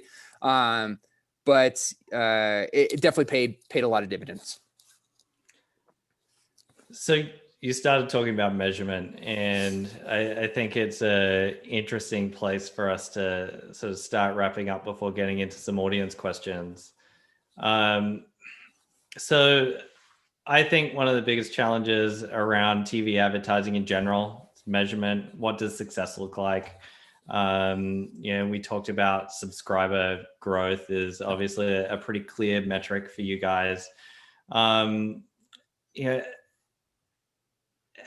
I guess how do you think about this challenge as a marketer? What does measurement look like? What role is it going to have in being able to sort of continue to invest in innovative channels like CTV? Yeah. So I think two main thoughts. So one, like absolutely like have a framework and don't just, I would say like socialize it with especially like president, CEO, CFO. Say like, hey, this is the investment we're going to do. This is the expected return. And, these are the proper metrics that we're going to go and do. I think, TV is so visible. not getting buy-in, and really on the broadest stage, like with your chief product officer and all of these other people, I think you just get a lot of second guessing internally, and people sort of not understanding, and then, you know, willing to sort of Monday morning quarterback the things and the decisions that you're making. So, you know, to the extent you can bring people along the journey, hey, this is the strategy behind the campaign. This is who we're going after. Oh, and this is why TV makes sense. And by the way, we're going to run a really big ad or a lot of ads, you know, this coming weekend, you know, as part of that. So, you know, I think that's really helpful. You know, of course, there's new technologies. I'm a huge proponent of iSpot, but I know there's others like them, in order to, you know, be able to really relate on a one-to-one basis of, you know, we delivered an ad to this IP address, and then that IP address ultimately signed up for your service. You know, that was a huge, they were a huge partner in us in being able to unlock a lot of things at Sling. And so, you know, I think that critically important. Maybe the more like drastic tactic I'd suggest is sort of like play chicken with your executive team or whoever, sort of like saying, hey, you know, I question the value of TV, and be willing to go dark, and be willing to go dark for a long time. It scares the shit out of me. And like, you know, we fought like hell a lot of times in order to make sure we stayed on at, you know, at Sling and Visa and, you know, now at Paramount Plus, but it gives you, I think it gives you a good reset. And all of a sudden, you know, whether you're measuring on incrementality of sales or, you know, brand awareness or consideration, like be willing to go dark and do, you know, and turn off TV for a while and sort of see what happens. And I think like very quickly, like you put someone through that, you put a CFO through that, and sales start to go down. And, you know, very quickly, I think she will be your number one proponent in, yes, let's invest in TV. And so that one's definitely like a tougher one to sell in, and kind of like maybe the nuclear option. But, you know, we did it not on purpose, you know, a few times across my career. And it's been really interesting to see. And I think like you go back to that and all of a sudden you're like, oh, remember that time when sales dipped 15% because we weren't running? Like all of a sudden it's like, oh yeah, we should definitely be back on TV. So, so definitely like something to think about if some of the other measurement type of conversations aren't going the way you want. Yeah, I do wonder how that plays out as share of spend shifts from like traditional linear TV to CTV, where, you know, the focus of what's delivered to who and when starts to change. So my gut tells me that you'll experience the same thing if you go dark on either of those things. But it'd just be interesting because one of the things you wonder about is this concept of the shared experience, yep. Right? That is one of the things that you know, is gradually trickling away. You know, the big broadcast release, we see that happens on streaming services like a Netflix. You have a lot of people watch the same thing at the same time, but it's so spread out. It's not that same collective experience. And so one of the questions that we got is, as you think about the programming that is going to be delivered across the platform, you can think about sports and news as clearly delivering you a live audience. Are there other programming categories that you guys are thinking about as sort of like tent poles that would drive that sort of shared experience? The question here mentions reality TV as a potential alternative. Yeah, I think so. And I think like premieres is another really big one. And it almost feels like more legacy, especially when Netflix will, you know, drop 12 episodes in a single day.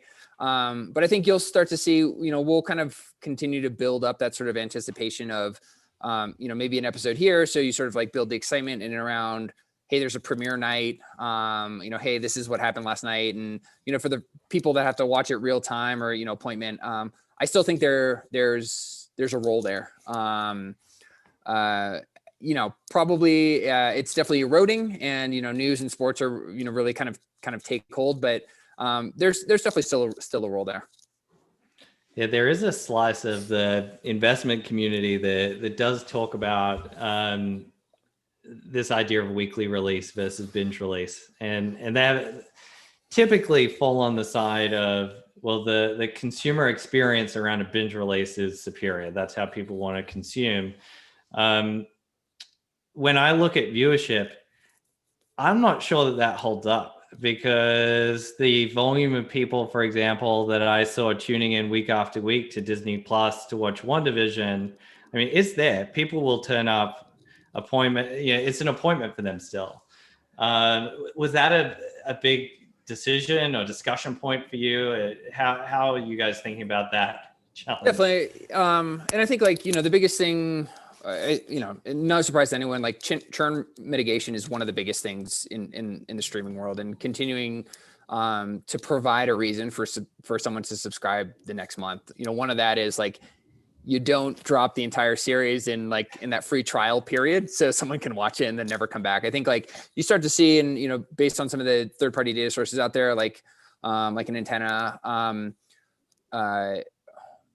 things like HBO and Game of Thrones. A lot of times people just kind of waited and binged it in a weekend, or in the when they were running a 30-day trial, and then unsubscribed. And I think that's a tough place to be in. That's tough on economics. It's tough on your user acquisition team. It's tough on your customer retention team. So, so I think sort of finding ways, whether it's product or messaging or whatever it might be, in order to smooth out some of those spikes, every streamer is dealing with.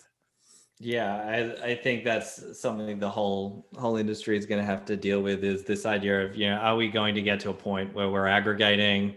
Yep. We're getting okay with switching in and out of platforms. I'm lazy, so I'm just got this. I've got this growing list of subscriptions. I think if I ran an analysis of my credit card bill, there's a lot of content that I can consume at this point.